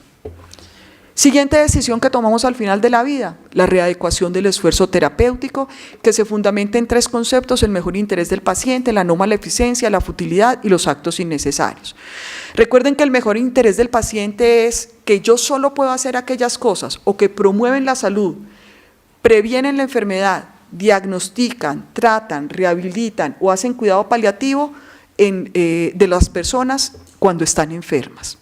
Y que adicionalmente, cuando hago todas esas cosas, tengo que pensar siempre en términos de proporcionalidad. Esto que voy a hacer, que siempre tiene un riesgo, es proporcional a la calidad de vida, es proporcional a la esperanza de vida, y finalmente pensar qué sucede con las personas cuando hacemos las intervenciones clínicas. Tienen la oportunidad de satisfacer intereses futuros o desarrollar la capacidad de autodeterminación, tienen la posibilidad de alcanzar una mínima capacidad cognitiva funcional en relación con su entorno, tienen la posibilidad de alcanzar capacidades para su vida, una vida considerada como humana. Principio de no maleficencia: recuerden ustedes que no debemos hacer acciones que sean inseguras, que su efectividad no tenga una evidencia suficiente, que su balance riesgo-beneficio sea negativo, que estén contraindicadas, que no tengan una indicación adecuada, que sean fútiles, inútiles, para facilitar la protección, promoción o recuperación de la salud, que lesionen la intimidad, que sean deficitarias en la información necesaria para la toma de decisiones, que quebranten la confidencialidad, que contribuyan a la estigmatización, que produzcan perjuicios sociales o económicos no adecuadamente justificados por el beneficio individual o social. Esas son distintas dimensiones de no maleficencia. Y proporcionalidad, que es otro elemento muy importante para la readecuación. Yo siempre tengo que comparar el beneficio y la utilidad con el riesgo, el grado de dificultad, los gastos, las posibilidades de aplicación y la futilidad, y siempre debo buscar acciones que tengan un beneficio neto. ¿Cómo se define lo fútil? Es aquel acto médico cuya aplicación a un enfermo está desaconsejado porque es clínicamente ineficaz, no mejora el pronóstico, los síntomas o las enfermedades intercurrentes, o porque previsiblemente produce perjuicios personales, familiares, económicos o sociales. Un tratamiento es fútil cuando no consigue el objetivo fisiológico deseado y no existe, por lo tanto, obligación de hacerlo. Lo más importante que hay que entender es que si algo es fútil, inútil, desproporcionado, ineficaz, no existe el deber profesional de hacerlo. Por lo tanto, ¿cuál es el deber que uno tiene?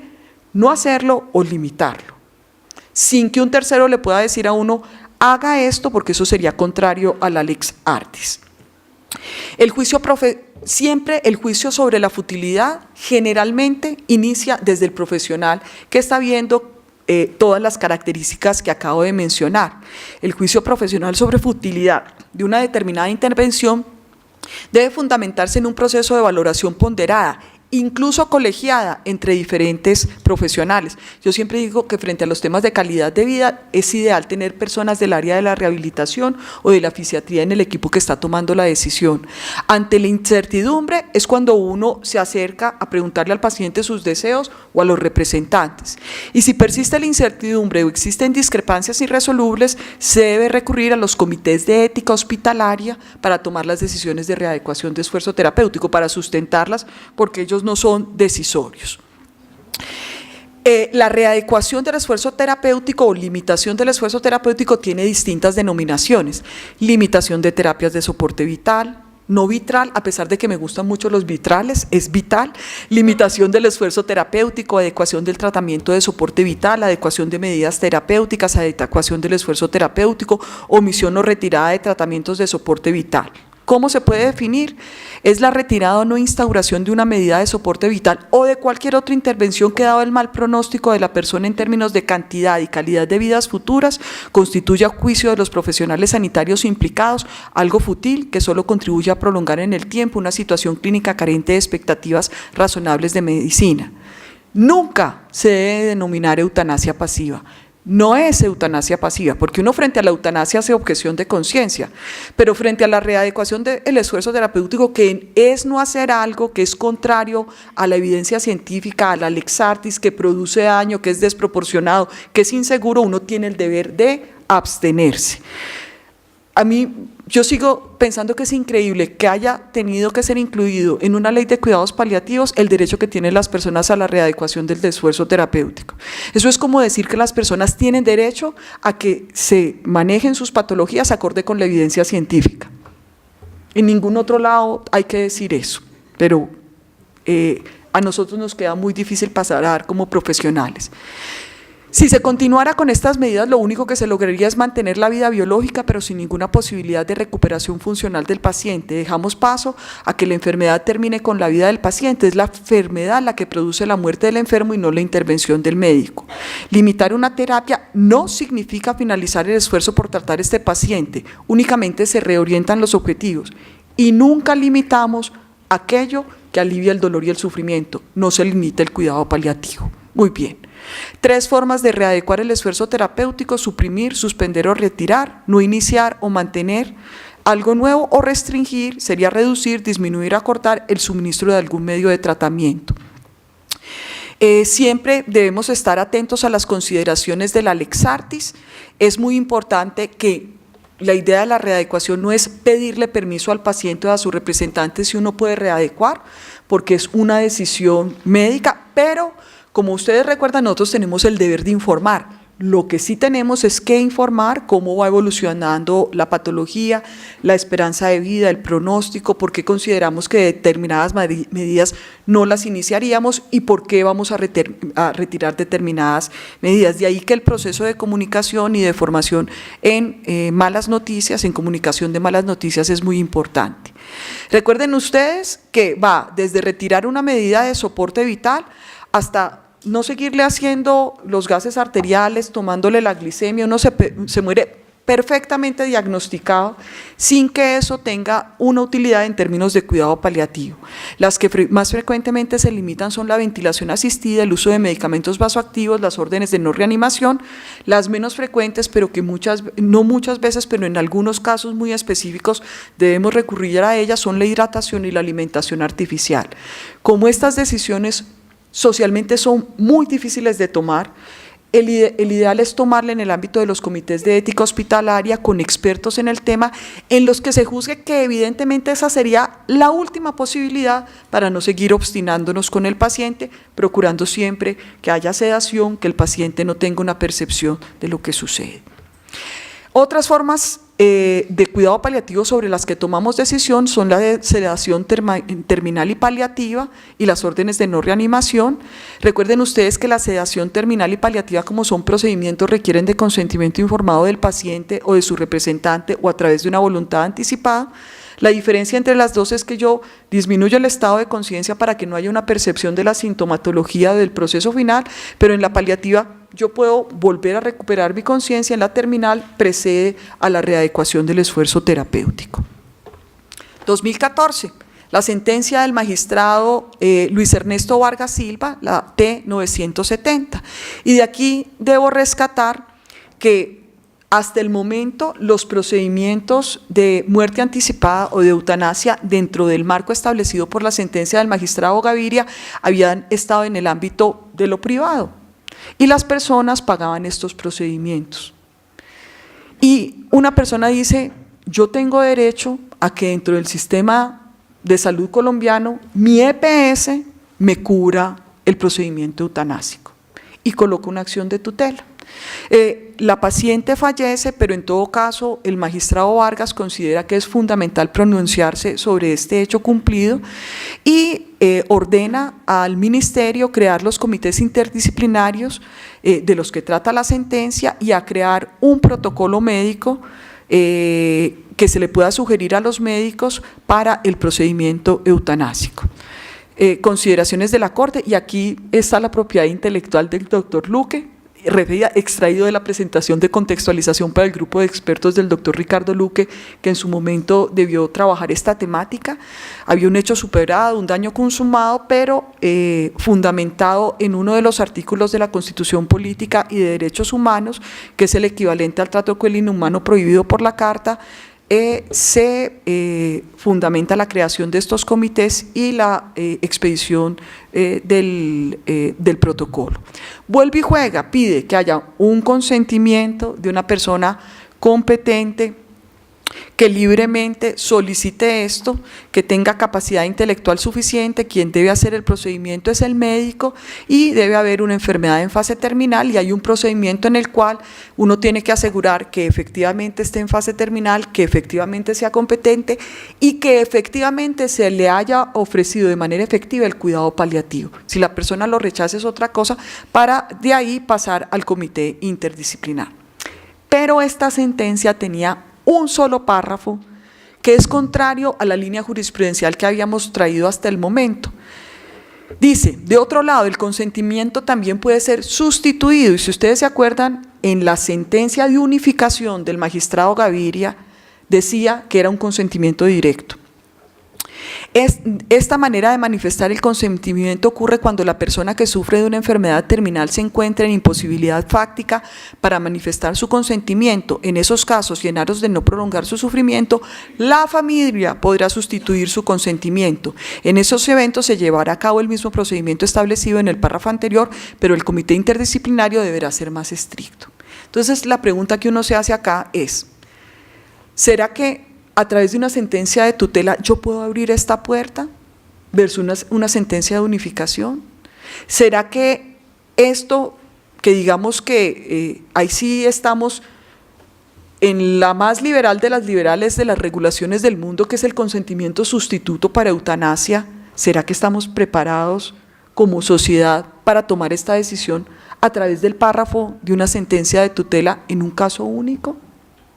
Digamos que esto quedó de esta manera y aparece la resolución 4006 del 2016 que crea el Comité Interno del Ministerio de Salud y Protección Social con la función de vigilar los procedimientos que hagan efectivo el derecho a morir con dignidad y recibir los reportes sobre eutanasia que se practique en el país, y aparece la resolución 1216 de 2015, determinación anticipada de la vida, en donde los elementos fundamentales son los siguientes: el derecho fundamental a vivir en forma digna implica el derecho fundamental a morir con dignidad, se crean los comités científicos interdisciplinarios para el derecho a morir con dignidad, dice cómo se deben conformar sus funciones, y lo que tienen es la función de dar una seguridad jurídica al acto eutanásico que va a realizar un profesional de la salud para que pueda ser despenalizado el acto eutanásico.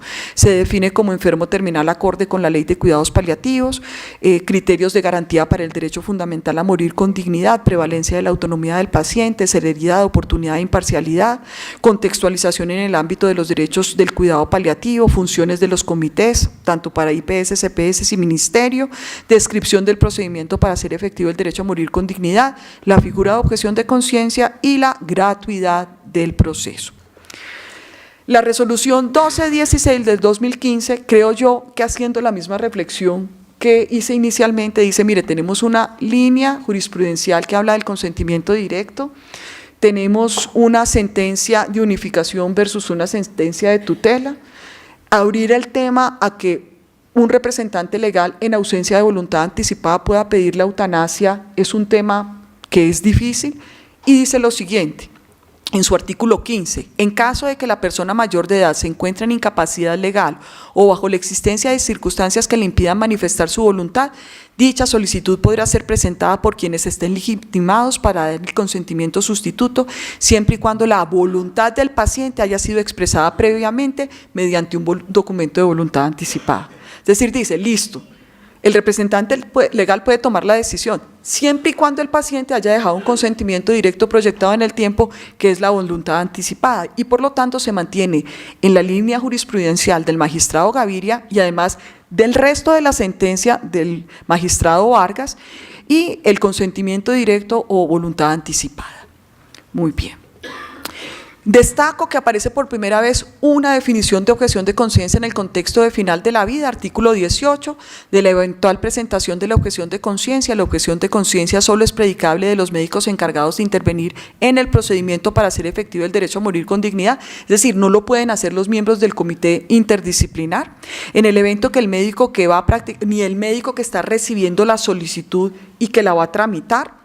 En el evento que el médico que va a practicar el procedimiento formule tal objeción por escrito y debidamente motivada, el comité ordenará a la IPS para que dentro de las 24 horas siguientes a que se presente la objeción reasigne a otro médico para que la realice. Pues sobra decir que esta resolución recibió circulares, autos, que en un momento dado trataron de frenarla, pero también una de las circulares era la de la Superintendencia Nacional de Salud, que emite las instrucciones sobre la organización y funcionamiento de los comités. Otro auto es el de la Corte Constitucional, que niega la solicitud de nulidad, y otro auto es el que negó la medida cautelar de suspensión provisional de los efectos de la resolución. Muy bien. Luego aparece la resolución 1051 del 2015, que regula las voluntades anticipadas. Elementos fundamentales de este documento: definición de la voluntad anticipada, acorde con la Ley de Cuidados Paliativos, que ya la leí. Contenidos del documento que deben reflejar los siguientes requisitos: la voluntad de una persona capaz y competente, exteriorización de la voluntad por escrito por otros medios, videos, fotografías, etcétera. Objeto: readecuación del esfuerzo terapéutico y donación, solemnidad, podrá suscribirse ante testigos, y adicionalmente dice que se expedirá ante notario. Habla también de la posibilidad de modificación, sustitución y revocación. El médico debe consultar si existe la voluntad anticipada, es un anexo de la historia clínica, y el deber de reserva. Con la doctora Piedad Bolívar, que a continuación va a intervenir, y yo me he extendido en mi presentación por lo que tenemos la ausencia de uno de los invitados. Con la doctora Piedad Bolívar escribimos un artículo sobre voluntades anticipadas y escribimos una carta al editor sobre la resolución 1051, porque en nuestro concepto se está vulnerando el derecho a morir con dignidad cuando usted le pone un requisito de notariado a un consentimiento informado directo, que si bien uno puede tomar decisiones muy graves como es el del acto eutanásico, uno diría, entonces también el consentimiento que uno da para la eutanasia tiene que pasar por notario. Sé que en el Ministerio hay en este momento una profunda reflexión sobre el tema, porque yo creo que parte del trabajo de todos nosotros es mantener un diálogo en donde todos aprendemos, todos vamos viendo qué particularidades tiene la regulación que va saliendo y va cambiando en el tiempo, porque la sociedad también va cambiando.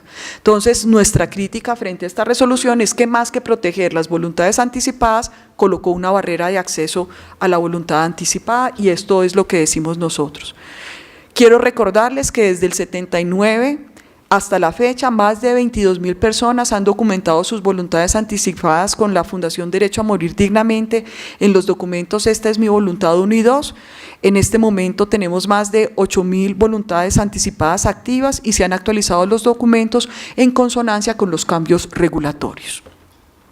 Luego viene la circular 23 de 2016 del Ministerio de Salud, en el cual va dirigida a entidades prestadoras de planes de beneficio de los regímenes contributivo, subsidiado, especial y de excepción, instituciones prestadoras de servicios de salud, entidades territoriales, talento humano y de salud y usuarios. Se dan las instrucciones respecto a la garantía de los derechos de los pacientes que requieran cuidado paliativo, con el objetivo de garantizar el derecho al cuidado paliativo, y se incluye dentro de ella las tecnologías, los sistemas de referencia, los componentes de la red integral, la atención por parte de especialistas del dolor y cuidado paliativo y los equipos de salud. Luego tendríamos en el 2016 la sentencia T-132, que nos dice: el individuo que solicite la muerte asistida deberá comprender la situación en la que se encuentra y expresar su consentimiento libremente. Para ello deberá contar con información seria, fiable, proveniente del médico capacitado que le indique su pronóstico. La sentencia C-274 del 2016, que declara inexequible el parágrafo del artículo 9 de la Ley 911 del 2014, frente a temáticas de derecho a la vida. La sentencia C-327 del 2016, que declara exequible la expresión principio al nacer, porque tiene también relación de inicio de la vida con la muerte digna, es parte de la vida. Muy bien. Llegamos en el 2016 a la Ley 1805, ¿y por qué la traigo? Porque nos trae un elemento muy importante de una de las decisiones que tomamos al final de la vida, que es la donación de órganos. Recuerden ustedes que a partir de esta ley, si yo no manifiesto mi voluntad por escrito en sentido contrario a la donación, se presume que uno es donante, y no podrán los familiares revocar esa presunción. Por eso, el que quiera ser donante está tranquilo, porque se va a presumir que es una persona altruista y solidaria. el que no desee ser donante por la motivación personal que tenga, porque no necesariamente debe ser porque no sea altruista, puede tener otras motivaciones, tendrá que dejar documento en el cual explícitamente, de manera inequívoca, se diga que no quiere ser donante. Llegamos a la sentencia T-322 del 2017, en donde un adulto mayor de 91 años solicita se le practique el procedimiento previsto en la resolución, es decir, que se le practique la eutanasia con dos motivaciones, que una de ellas es absolutamente dolorosa, que es la soledad y su estado de salud. La petición es negada por la Corte por no cumplir los requisitos exigidos por la resolución, no padecía de una enfermedad en fase terminal y padecía de una depresión severa, pero habla de la protección del derecho a la vida digna frente a que no se abandone a la persona al final de su vida, que es lo que denominamos mistanasia. Luego vendría la sentencia T-544, en donde nos aproximamos al tema de eutanasia en niños y adolescentes y que ordena al ministerio hacer la resolución que hoy vamos a discutir. Por eso yo no voy a profundizar en este momento en esta, porque la vamos a discutir ahorita con el doctor Rivera, por eso solamente la voy a mencionar en el contexto. Esa sentencia T-544 motiva la resolución 825 de 2018, procedimiento para hacer efectivo el derecho a morir con dignidad en menores de edad. Ahí están los elementos fundamentales de la resolución, pero no la voy a mencionar porque la vamos a trabajar ahora en profundidad. Luego vendría la sentencia T-423 de 2017, que nos habla de un mayor de edad que padece un tumor neuroectodérmico agresivo, madre como agente oficiosa de la hija solicita protección del derecho a la salud y a la muerte digna y solicita la eutanasia, fallece mientras que se falla. La Corte dice que se evidencian trabas administrativas en la protección del derecho, lo que significó sufrimiento físico y psicológico para la paciente y su familia, ordena a todas las EPS y IPS del país a que emitan una carta de derechos para los pacientes, que pongan en conocimiento público de los usuarios del sistema de salud sus derechos y deberes en lo concerniente al derecho fundamental a morir con dignidad. Y yo le preguntaría a ustedes si su IPS o su EPS ya les ha dado la carta. Listo, entonces ahí tenemos otro trabajo por hacer. Doctor Rivera, ¿cómo está? ¿Cómo me le ha ido? Bienvenido. Ordena, el doctor Rivera se va a referir ahorita en un momento a eutanasia infantil, por eso no toqué el tema. Ordena a la Superintendencia Nacional de Salud que en 4 meses adopte las medidas necesarias para verificar la correcta implementación de la regulación sobre el derecho fundamental a morir dignamente. Tendríamos después la sentencia 721 de 2017, en donde una madre curadora de su hija y su padre como suplente, recuerden que ella era menor de edad cuando queda en una situación de incompetencia, atraviesa la mayoría de edad, por eso es declarada como interdicta y se le asigna curador principal y suplente, tutelan la garantía del derecho a la muerte digna y se habla en la sentencia que se vulneran los derechos de muerte digna, debido proceso administrativo, derecho de petición por no realizar la eutanasia, afección grave a la salud que involucra a la familia. La niña padecía una epilepsia desde los 2 años, siendo menor de edad se le hace un procedimiento quirúrgico que buscaba aliviar ese foco de epilepsia y queda en un coma, con una alteración de su conciencia permanente y llevaba más de 8 años en esta circunstancia. Producto de esto se pronuncia el magistrado Antonio José Lizarazo Ocampo, y de aquí lo que yo quisiera resaltar es que basado en el párrafo de la sentencia del magistrado Vargas, abre la puerta a la solicitud de eutanasia por parte de un tercero en un mayor de edad incompetente sin que exista voluntad anticipada. Yo no me voy a referir a esta sentencia porque seguramente la doctora Piedad Bolívar ahorita en la charla sobre incompetentes hará referencia al tema. Lo que debo decir y le ordena al ministerio pronunciarse sobre el tema. Y nuevamente habla de la necesidad de desarrollar la ley.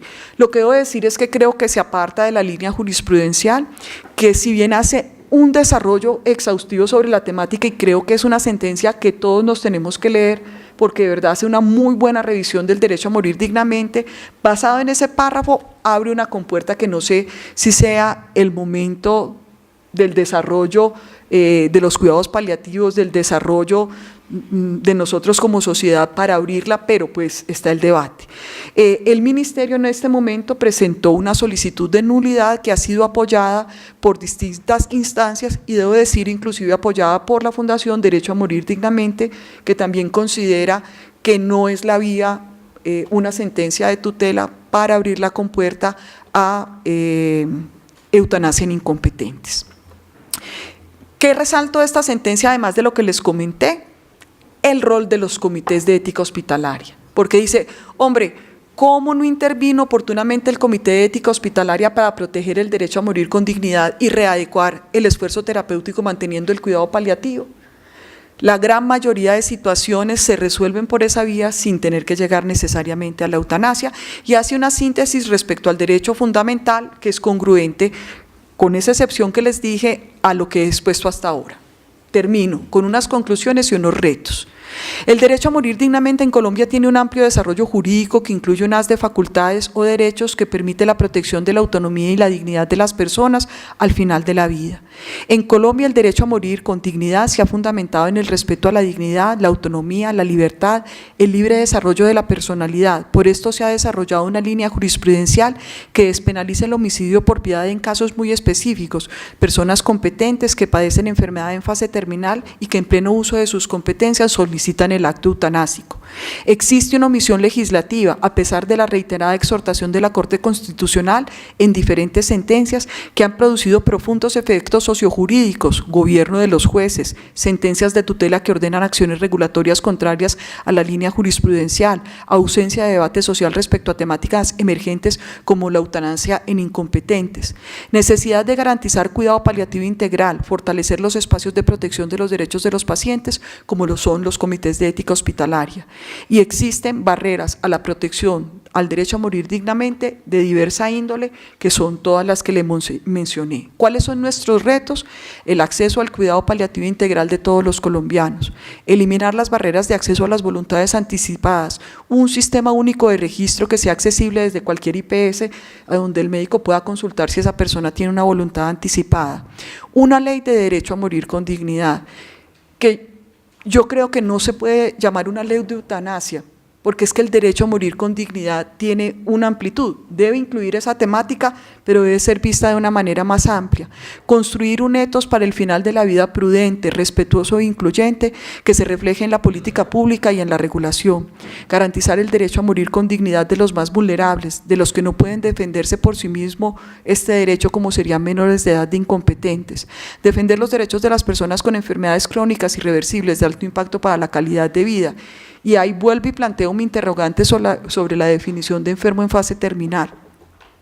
Continuar con los procesos de educación e información a la sociedad colombiana, acompañar a otros países en los desarrollos jurídicos requeridos para proteger el derecho a morir con dignidad. Con esto finalizo y espero haber complacido al doctor Juan Mendoza Vega. Soy su alumna. Lo quiero con todo mi corazón, lo recuerdo todos los días de mi vida y lo recuerdo cada vez que me paro ante un auditorio a hablar del derecho a morir con dignidad que él con tanto amor cuidó y enseñó. Muchas gracias.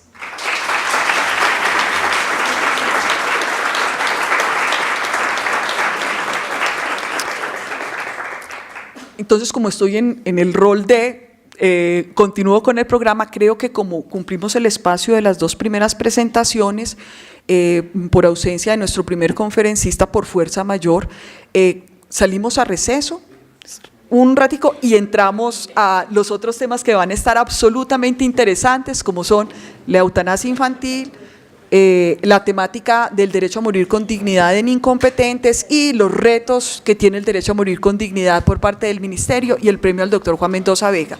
Sobra decir que la presentación está disponible para todo aquel que la quiera.